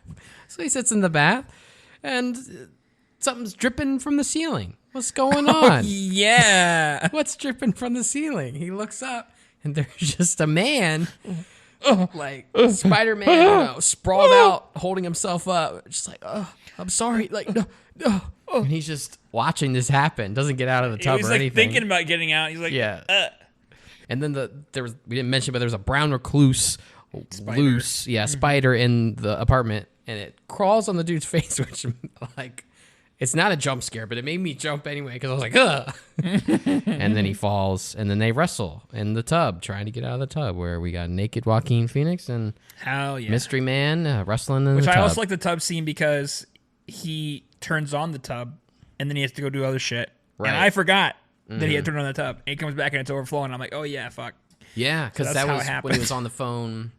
Right. Well, first he was on the phone with his mom Yeah. about not being able to come, which there's 2 phone scenes almost back to back where the whole conversation is done in one take, which was really cool because it's like probably like 4 minutes or something, just slowly moving in on him talking to his mom. And he's, very subtle, but acting, getting emotional or whatever. It's very impressive. And then, the second one is when he finds out that his mom had passed away. Yep. He tries to call his mom, ends up there's like a UPS driver, I think he says, answers the phone.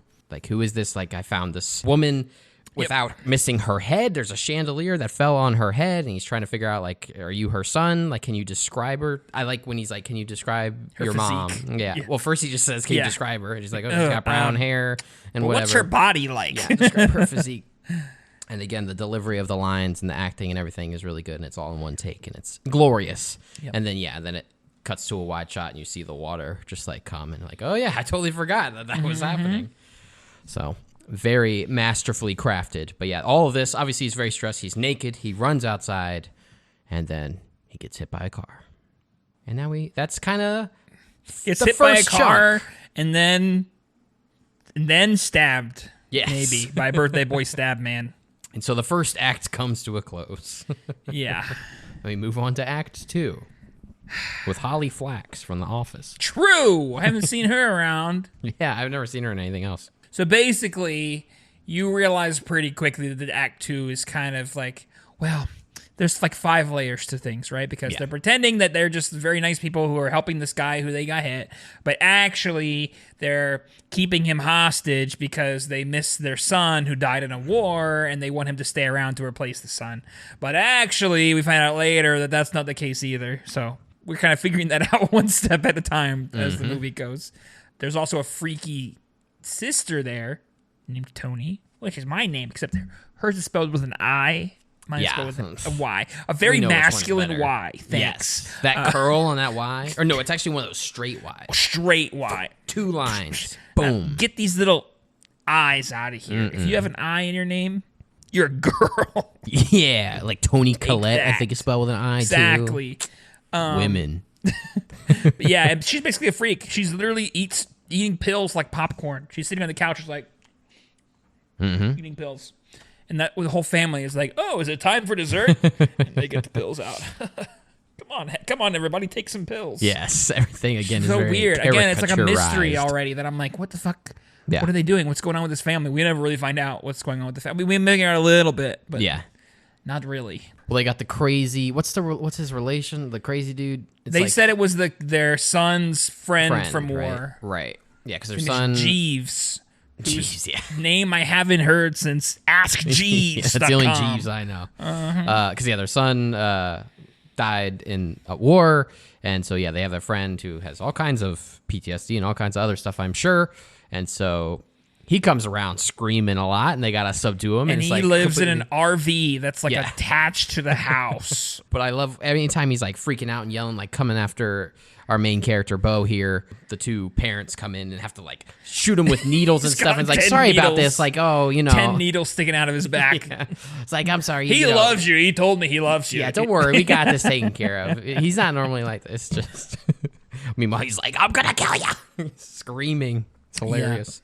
Yeah, so we kind of just like live in this for a while, and then the main way we're trying to get out of here is because obviously Beau's mother has passed away at this point, and he is trying. They're trying to figure out the funeral at this point. Well, it's not just trying to figure out our funeral. They're adding more weird mystery shit where they're like, you need to get here because we don't leave the bodies, or what is it? We don't leave them out all night or something. Like, it's a very specific ritual that needs to happen within a certain amount of time. You're like, what the fuck? Is she going to turn into a zombie or something in 24 hours? Or if she doesn't, I don't know. But they make it sound really weird and very important that he gets there right now.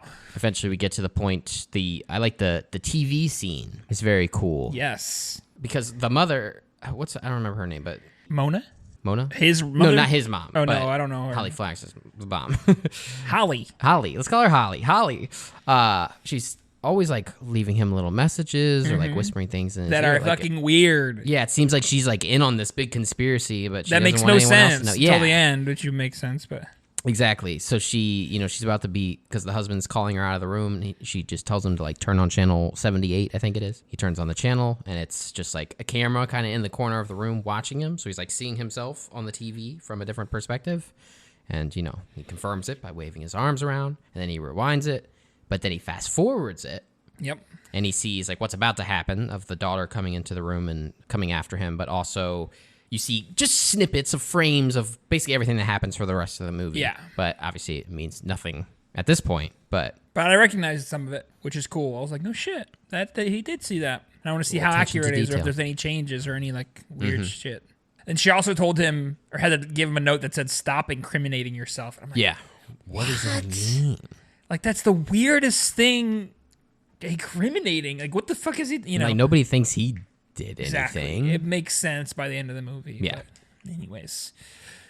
So then, also I like the stuff with the kind of like peer pressure and stuff. And the sister was like, sometimes I thought she was going to help. Like, he was being so nice to her. But like, nope, she's just like kind hated him and just wanted him dead and humiliated and blackmailed in every possible way. Yeah. And I like the whole scene where they give him weed or whatever it is. Just... him, his anxiety going crazy, like I can't breathe, can you like roll down the window? And then it like that's when I think that's the first time we get the flashbacks to him as a kid on the cruise. For some reason, at least, especially in that the first time you see, and in the trailer as well, the first time you see the kid version of him, he looks like a plastic CGI boy. He looks freaky. It's very strange. He looks freaky. I don't know why he looks so fake. Maybe they are digitally manipulating him to look more like him. But I gotta say, you know right away that mom is a freak.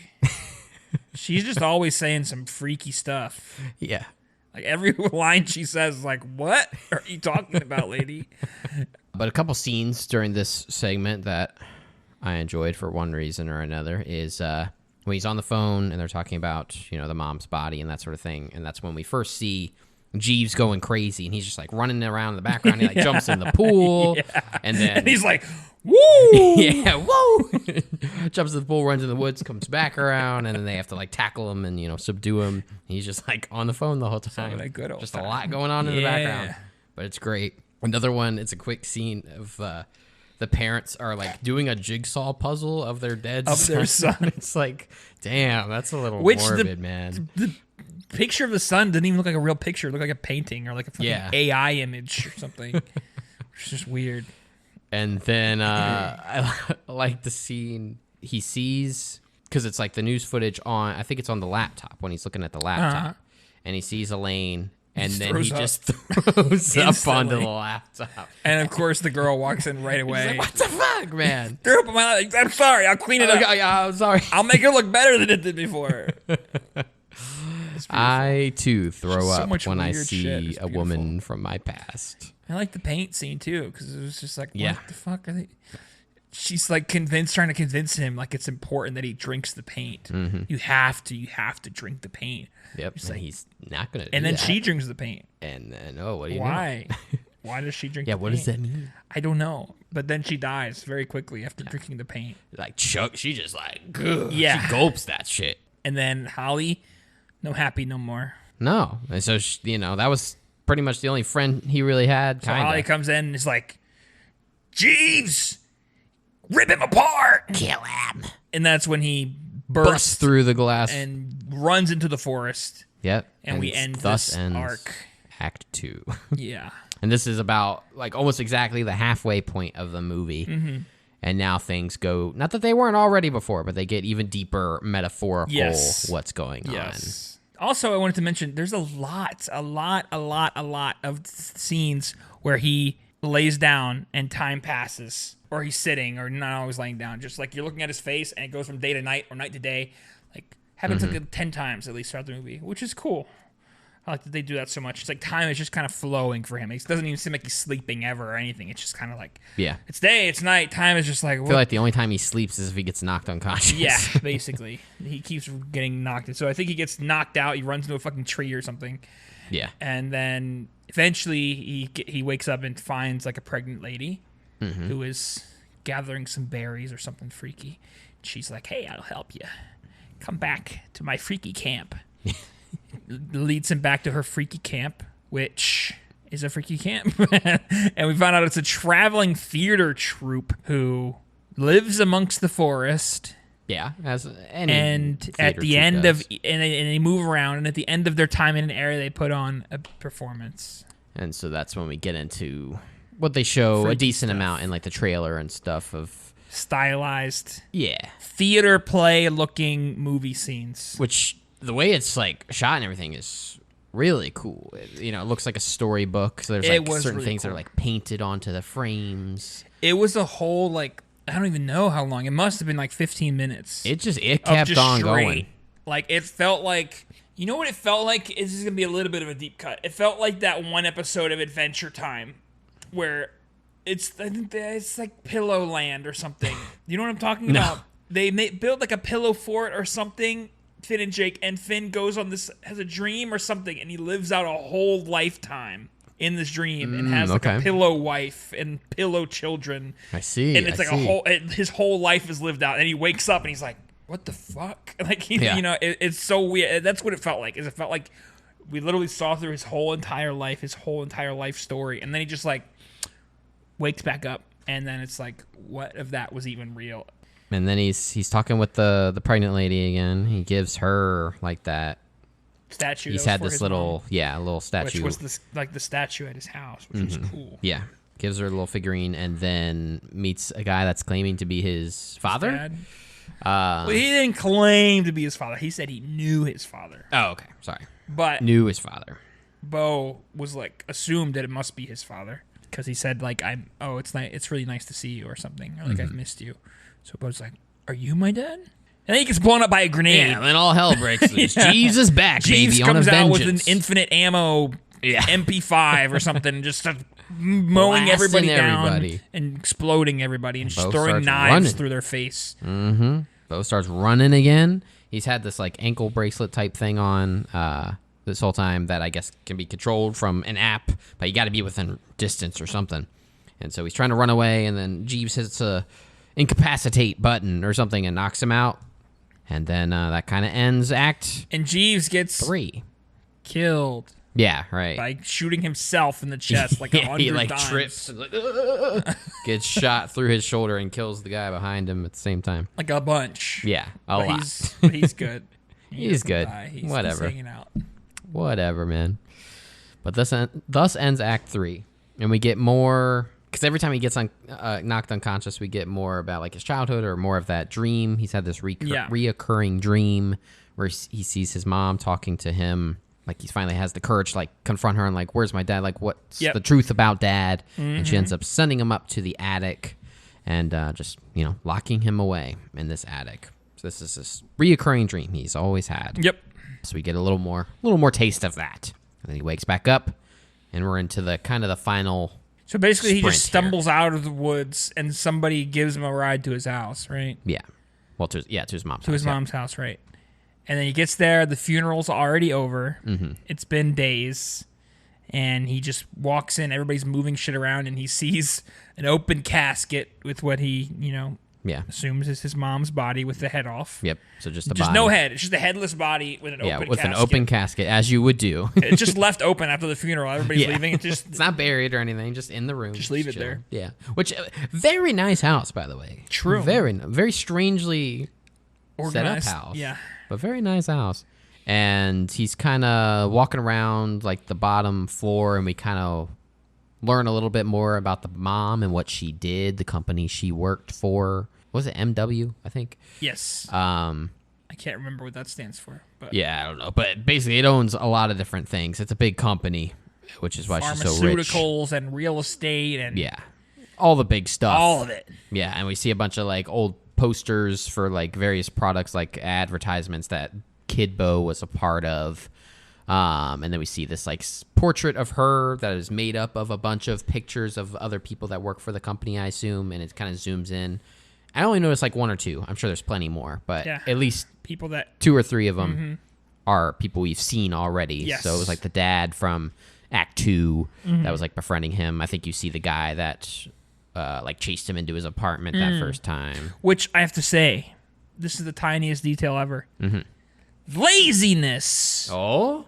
Laziness. Oh? Laziness. 3 laziness. So when you're doing that type of picture, that type of shot where you have a picture made up of other pictures. Yeah. There's 2 ways you can do it. Okay. I have to look at it again because I didn't like pause and really look, but just something I picked up. I could be wrong, but I don't think I am. So you can either naturally find or slightly color change each picture so that you're kind of forming pixels of the image. Right. You know, so that you can't really see it if you're up close. It just looks like pictures that are maybe slightly lighter or darker. When you zoom out, you can see the picture. Right. But what they did, the much easier and much lazier version, is just overlay the picture on top of all of them and turn the opacity down a good amount. So it's just kind of over top, and maybe they have a different blending mode. But it's not like the pictures are forming pixels. It's just like over top of it. What the fuck, Ari? She got, well, even the mom, if we're getting meta, the mom, she has all this money. She could afford the more what the fuck? detailed version. Wow. As a designer, it hurt my soul. I'm sorry, man. I'm sorry. I could be wrong, though, and then I'll look stupid. We'll skip but I'm past pretty sure that's how I was like, huh? What the fuck? But yeah, so that happens. Then he goes on the couch. Right. And then he wakes up. It's nighttime. And Elaine comes in. Elaine's here because, you know, I guess she worked for his mom, question mark, had some sort of connection. She's paying her condolences. So they finally reunite after, they say it's a lot of years. Many, many decades. And so, you know, he says that he's still been waiting for her all this time. And then she's like, okay. Yeah. Let's fuck. Let's right bang, now. bro. Let's do it. Let's go. Upstairs. Where's the bedroom? Let's go. Ari and our boy Beau is like, I got stabbed, shot at, glass like he's still to the got, face. I think, an open stitch wound from when he was stabbed. He's probably still a little high and hungover from all the shit that he's been around. Ran through the woods for 100 miles or whatever.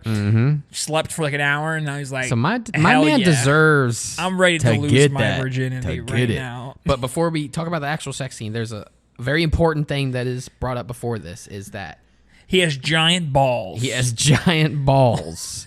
But there's a second. That is a very important fact. There's nothing more important. But there's a second fact that's more prominent to the story at hand here. Which, yeah, they do mention he has giant balls. He did. You see him. Yeah, you do. You see him twice. You see they're huge. Of some balls. Because when he first gets hit by the car, you see him for like a second, and I was like, "Whoa, why?" Rewind, pause, enhance. Whoa, man compare. Is loaded up. He is, but.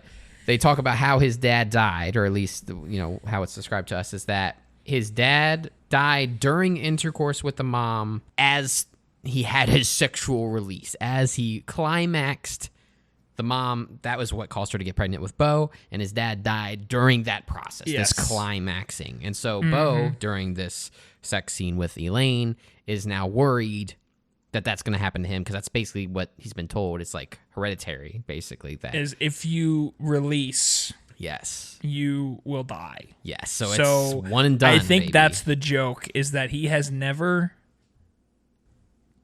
climaxed in his entire life. So he's stored up gallons of giant balls that's filled to the brim. Definitely how it works. With Beau's juices. That's definitely yes. how it works anatomically. I mean, I wouldn't know, you know.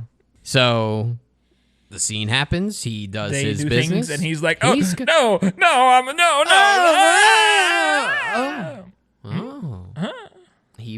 He said thank you. Like, he was praying for his life. He's so thankful that he has his life. And then she's like, well, I still need to do my thing. Bum, bum, bum. Does her thing. Dead. She dies. Why did she die? Because it was so good. Oh, no. Well, I like when he finished that. Did I write exactly what he said? I don't think so. I did say I saw his ball sack. That was one of my notes. Average banging. sex experience. But no, it's like that he blew through the condom. Yes. I believe it. His stored up energy just Yeah. blew right through that thing. But yeah, so she dies. Said, like you bursted through the bag. Is what she said. Yeah. Damn. God. But then, immediately after, immediately following this, still, everyone's still nude and entangled. Mom comes into the room. She's like, alive. I've been watching the whole time. Yeah, because that's not weird at all. Nope. And so I just for the hypothetical, what do you do in this situation, right?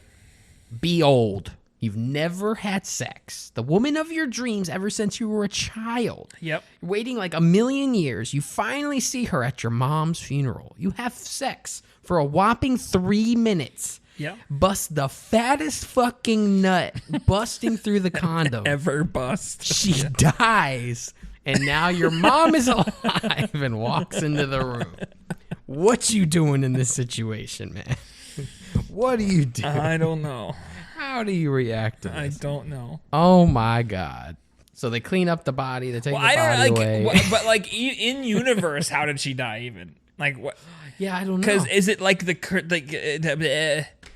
did he just do it his thing that hard that she died? I made a joke while we were watching that the mom put poison in his balls or something. Maybe. Or like the curse that they were talking about was actually somehow reversed for him. Uh-huh. Where it's like, oh, he doesn't die. It's whoever that. Yeah. I don't know. Anyway, continue. This is where they kind of, again, we don't know how much It is goes real, mega but wacky they mode try if it to wasn't already wacky mode. unravel whatever is going on. They try to provide explanations for what the hell has been happening. So basically, the mom is alive. She explains that she basically faked her death with like the housekeeper and like the Who payment. she paid to yeah, die. she paid like her family, Yeah. A lot of money. And so in exchange, the housekeeper would fake the death and be the mom's body. Everyone's in on it. All these people are working for her because, we saw them in the poster. And then apparently the therapist was in on it too because she's been years. They said 300 something sessions. Yeah, because she has it all like recorded and she's like starts playing back some of the recordings. Yeah, a session a week. That's what, 6+ years. Basically, every single thing we've seen so far was set up by her. The apartment, everything that's gone wrong for him, she coordinated in some way to make it happen. And yet, on top of that, she's His still whole like life. blaming him and judging him that for it's his fault. everything. And he never wanted to like be around her. yeah. Like he would refuse to breastfeed while all the other moms and like just Yeah. that it's all Beau's fault. And Beau just always coming up with excuses and like, oh, your keys got stolen and you didn't want to come see me. Like just more bullshit. How did she not know that? It was the other thing. It's like, yeah, she's watching everything. she's watching everything. She knows the keys were there, unless they were a hallucination, or unless it's just like she doesn't even want to accept it. That's just like, Yeah, because so he talks about the dream again. Of this time, it's like he's in the bathtub watching another version of himself, the braver version of himself, confront his mom about his father, and she sends him up to the attic, like we said. But then she's like, "Oh, you want to know the truth? You want to know the truth?" And then she brings him to the attic. He's like, go up there, find out the truth. check it out. And I'm like, oh my god, finally. Yeah, and So much she tension. says that wasn't a dream, that was a memory. Yeah. He goes up there, and then I'll let you explain his findings. Okay, so he goes up there. He has this flashlight that's the shittiest flashlight I've ever seen. The Yeah, billionaire barely mom even has working. the worst flashlight from like the 80s that like he's like it's like turning on and off and like he's like he can't even hold it straight. It's like so horrible. The light is flickering. And then he sees like an old hermit version of himself who like looks like he's been locked up in there for years, who's just like holding out a bowl as if he knows he's expecting to be fed. You know what I mean? Like, oh, like he stayed up there, but his mom brings food up or something. So he's like expecting to get fed, and that's whatever. But then, so he's like, what the fuck? And he's like, oh, yeah, mom, let me down. And then he hears a voice. It's like, Beau, oh, my boy. "Oh, it's you. Don't be scared." And then he gets to see his dad. And he sees his dad, who is a giant cock and balls. Literally. Giant penis monster. It's a big in the side of a wall, kind of against the wall. Big, like, room-sized from the floor to the big ceiling. Penis. Cock and balls. Yes. With, like, balls as big as little, me. like, arms, like... Yeah. Praying mantis arms. Yeah. Like, from Dead Space. Right. And he's like, "Oh, Beau, don't be scared. I missed you, my son." boy. Beau's like, "Ah!" And then he turns around and almost immediately, our boy Jeeves, he's comes back, baby. busting through the window somehow. Yeah. What? Who Is it a knows? window or is it? I don't even know. Yeah, it's like But the fourth story of the I house. don't know. I don't know. But he busts through. He's alive, and he comes up and just starts stabbing the balls. dad penis balls.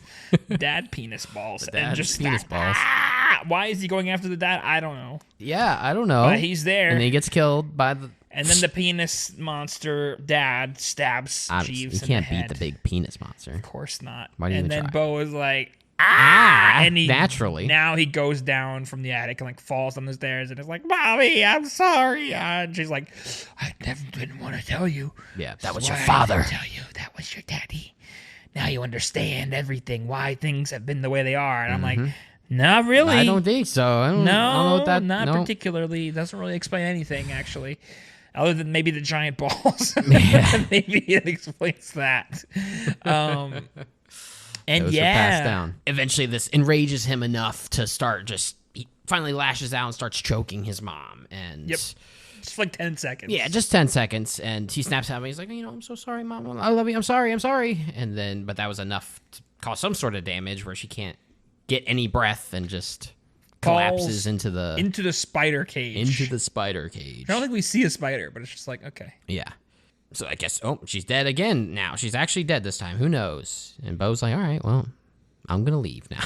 Yep. He gets in the boat and says, boat. "I'm out of here, baby. Bye-bye, mama. Yeah. Bye-bye, Starts everything I know. I'm getting drifting out." away into just like water and a night sky. Just, Yep.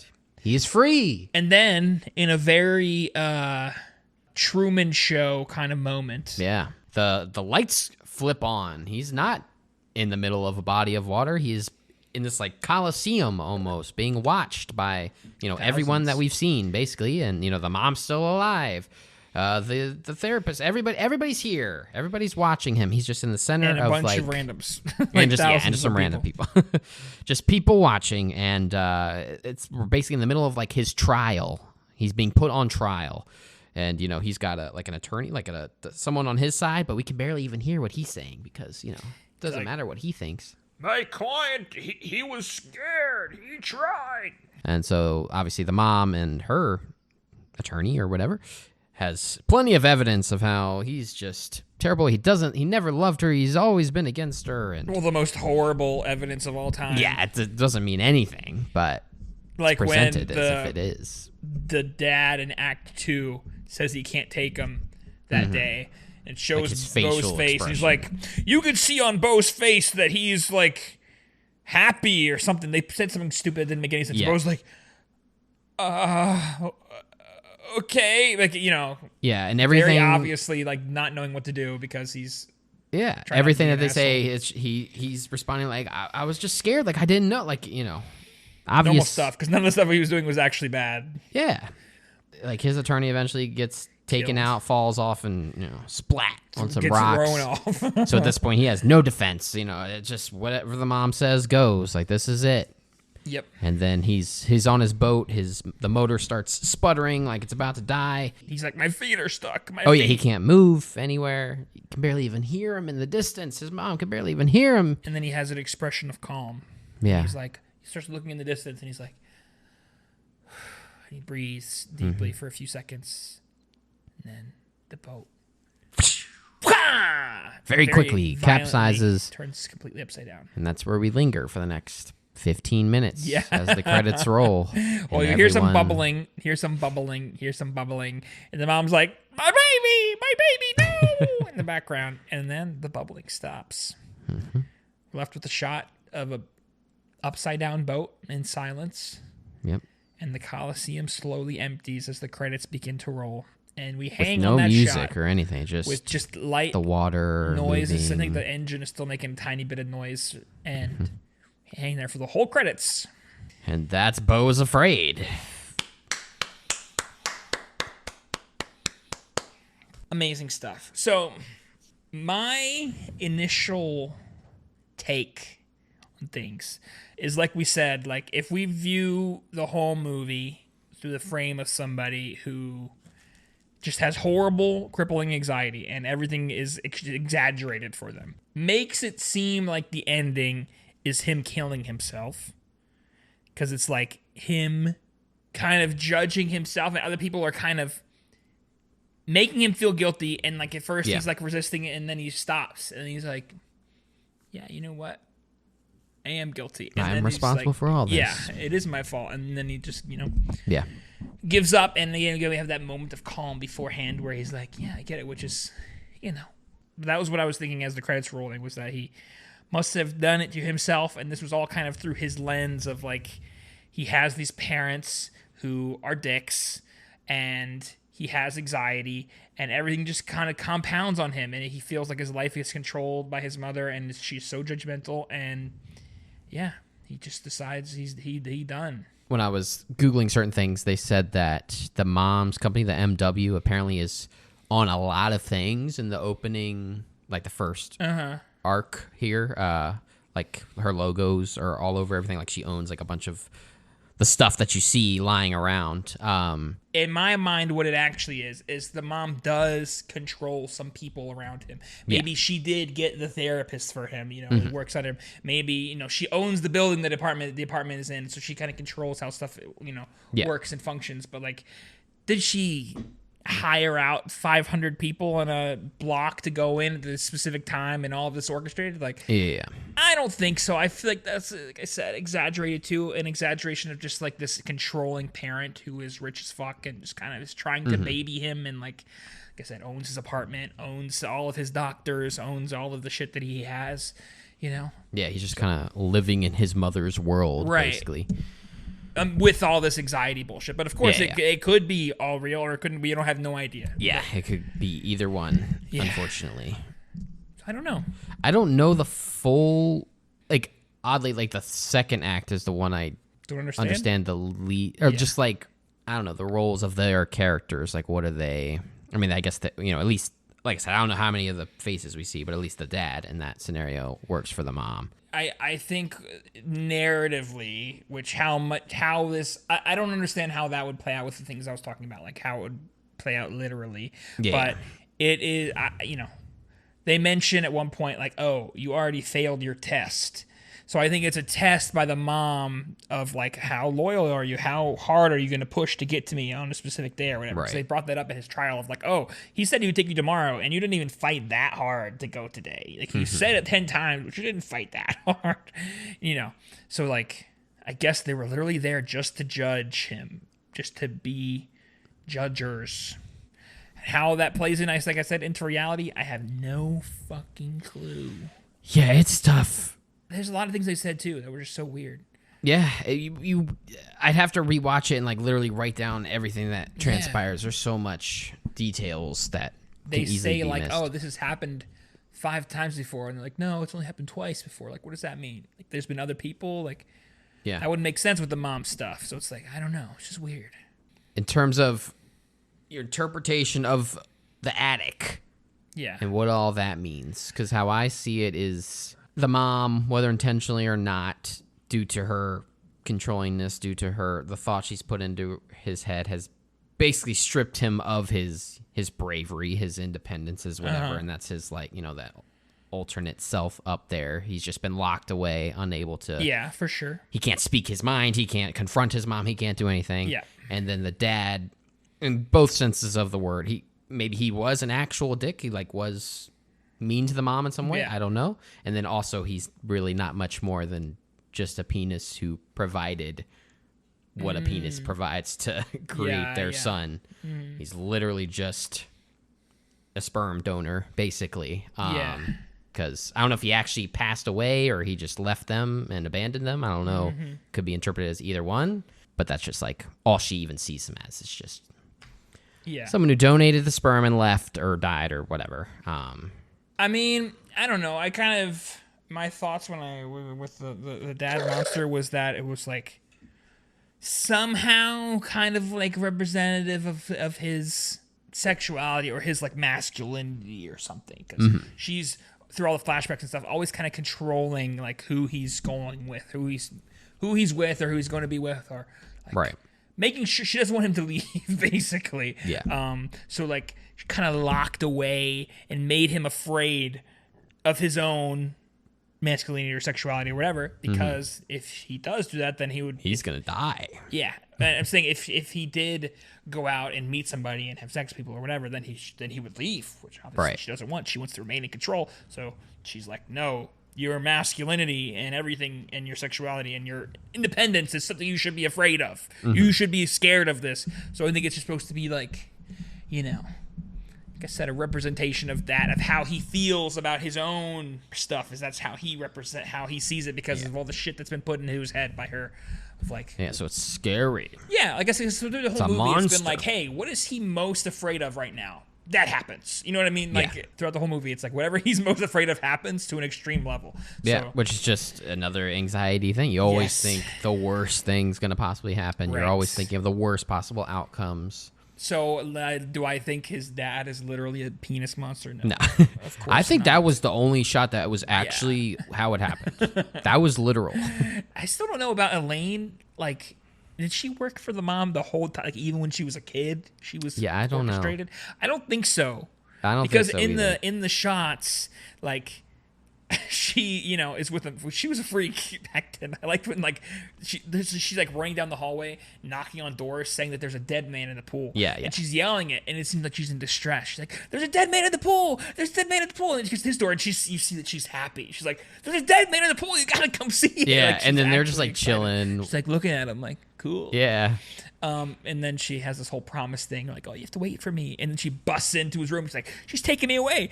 And the mom wakes up and just says, "Beau, who is this bitch?" That's what she says. And it's like, "What are you doing? Who is this? What?" Like, she, like, I don't know. She's petrified that Beau actually met somebody, like, at all. So I don't know. It is all weird. Like, oddly, I don't fully understand all that stuff yet, but I have an idea of what it's kind of trying to do with the sexuality and the penis man and whatever. Obviously, it's stupid and wacky and weird, and I don't know how I feel about it. But everything connects. Vaguely. Like, everything is following a similar thread here. Right. You know. I get the area that he was going for. I need to dive deeper into it. But there's whole parts that I don't understand, like the parts with the journey. Some of it kind of meshed with what actually happened in the story, but then with the 3 sons and stuff like that, I was like, what? Like, what does that have to do with anything? And of course, like you said, the middle section, I don't know what the I don't fucking know anything. And the woods and everything. Like, it's, well, I mean, it's mostly just about the play, but there's also just a lot of stuff with water in general. I don't know if it actually has a theme or if that's just, there just happens to be a lot of water. True, like, there do be a lot of water. He's taking on the water with his pills, being on the boat, the cruise ship, the boat at the end. The storm in the story. Yeah. The bath overflowing. A lot with water. Yeah, so I don't know. I'm sure there's got to be something there, maybe. I don't know if it's that deep or what, or just supposed to symbolize just feeling like you're drowning. Guy in the pool. Yeah. When he wakes up in the water, in the story, when they say, "You will wake up and the land will have turned to good water," or something like that. It's got to be something there. Anyway, I don't know. It's freaky stuff. There's a lot of stuff that I don't like, but it was really enjoyable. Like, we've talked about it a lot, and almost every scene there's like shit to talk about. That's why I said we have to just like walk through it, because there's no way I'm gonna remember everything I want to talk about. So, like, I don't know. Yeah, it was an epic journey for sure. Yeah, and despite it being 3 hours, like literally almost every scene has something to dissect or a deeper meaning or some sort of symbolism going on. It's like, that's a lot to pack into a 3-hour movie, and you packed it that full of stuff. So definitely watch it and then rewatch it and then rewatch it, or at least read some Reddit posts. And we didn't even mention the opening shot is him coming out of, like, first person of coming out of his mom, just being birthed, and we see and a then baby getting butt dropped. smacked or and something. fallen, something. Maybe dropped on the floor. Good Wait, stuff. did we hear his dad in that sequence? I don't know. I don't know if it's his dad or maybe we're hearing the doctor. I'd have to rewatch it. I don't think I was like fully. Yeah, because if we did hear his listening. dad, that's a big hint. That is. It's That true. He was there and not a penis monster. Yeah. True. Wow. Yeah. We've only scratched the surface, but I don't know what else I could say without re-watching the whole thing. I don't know one thing I can say. Okay. Be careful, people. Don't put on Mariah Carey while you're doing the deed, or you might burst through the bag. Woo. That's true. And then she's like, they're doing it, and she's like, wait, I gotta start it over. Yeah. Yeah. Starts the song over. Like, okay. Gotta make sure, you It's know, very important for the vibe. everything's got to start at the right moment in the song, Yeah. okay? Synchronized. Oh, God. It's pretty funny. Beau is afraid. Also, I want to say that at the beginning, some of the names of the buildings and stuff are funny. They had the Erectus Ejectus True. I saw that. and the Cheapo Depot. I just realized our drinks, you had blue liquid in a blue cup with a pink light. I had pink liquid in a pink cup with a blue light. Yep. That's kind of sick. Pretty sick, actually, baby. All on purpose. We know all what we're doing. coordinated. Uh-huh. Like poetry. This what does whole it mean? podcast What does has it deeper mean? meaning, yeah. What does it mean? Oh, my goodness. Is there a script? No. That would be weird for a podcast. Oh, I gotta scroll down. For a podcast to have a script. Everything we did off the cuff. Oh, hold on. Sorry, Correct. it's spelled wrong. Off. Everything we do is off the cuff. No cuffs here. No cuffs. Let's see. We have pink cup, blue cup, pink cup, blue light. Yeah. Traditionally girl color, traditionally boy color. What does it mean? What does What it does mean? it mean? It's all metaphorical, Who knows? baby. Ad-lib funny joke here. Laugh. Yo! Thumbnail face. Yeah, move the mic out of the way.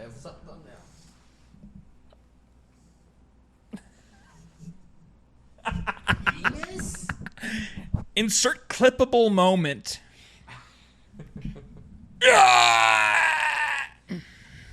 Wow. But yeah, that is Beau is afraid. That's Beau's Barely, but that's Beau is afraid. This whole podcast has been orchestrated by the MW company, the Wasserman, Mona Wasserman. Ah, yeah, there you whatever go. it is. Yeah, Duh. that makes sense. Oh, all right. Well, it's my turn for a It's recommendation. your turn, baby. And given some of the crap we've watched on this podcast, I'm going to give us a sort of palate cleanser week. Okay. I'm gonna give I us like something it. I more appreciate it. lighthearted, not super deep, or at least as far as I know. Do you want a single movie or you want a double feature?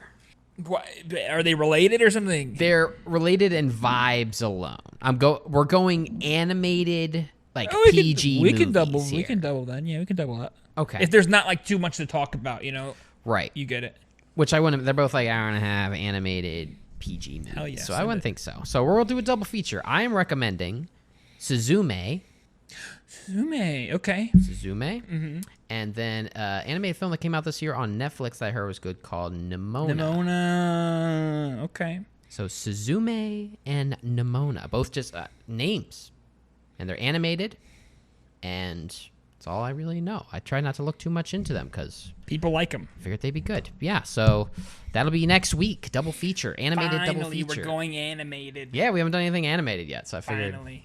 we'll double up on some animation, baby. I love it. So And then soon, we should have started talking about it now, but probably next podcast, we're going to be in the Christmas zone. yeah, so start thinking of your favorite Christmas movies because that's my favorite holiday movies. We'll keep it holiday movies. But yeah, that's about it for this one. This is going to be a long one, I feel. A lot happened, a lot to discuss. But It's okay. You can cut out half of the Gamedle. True. We'll trim it down. But thank you so much for Thank you, watching and everybody. listening and being here. Again, leave a comment, leave a rating, send an email, follow us on socials. We're posting like crazy at Off Angle Pod. Send us a MySpace comment. Hell yeah. Do it all, baby. I just realized your V seems slightly off center. Or like slightly. It's on brand. It's whatever. But thank you guys. We appreciate you. And, it's coming. It's coming. It's coming. I feel it. It's building. It's spilling. It's happening. Blast through the bag, baby! Thank you so much for listening. Off Angle is once again brought to you by me and Tony. The music track in the background was created by Tony, as well as random sounds that came out of my mouth upon request. We can be found on all social medias at Off Angle Pod. And also be sure to leave us a rating on Spotify and Apple Podcasts. We'd really appreciate it. We'll catch you guys in the next one.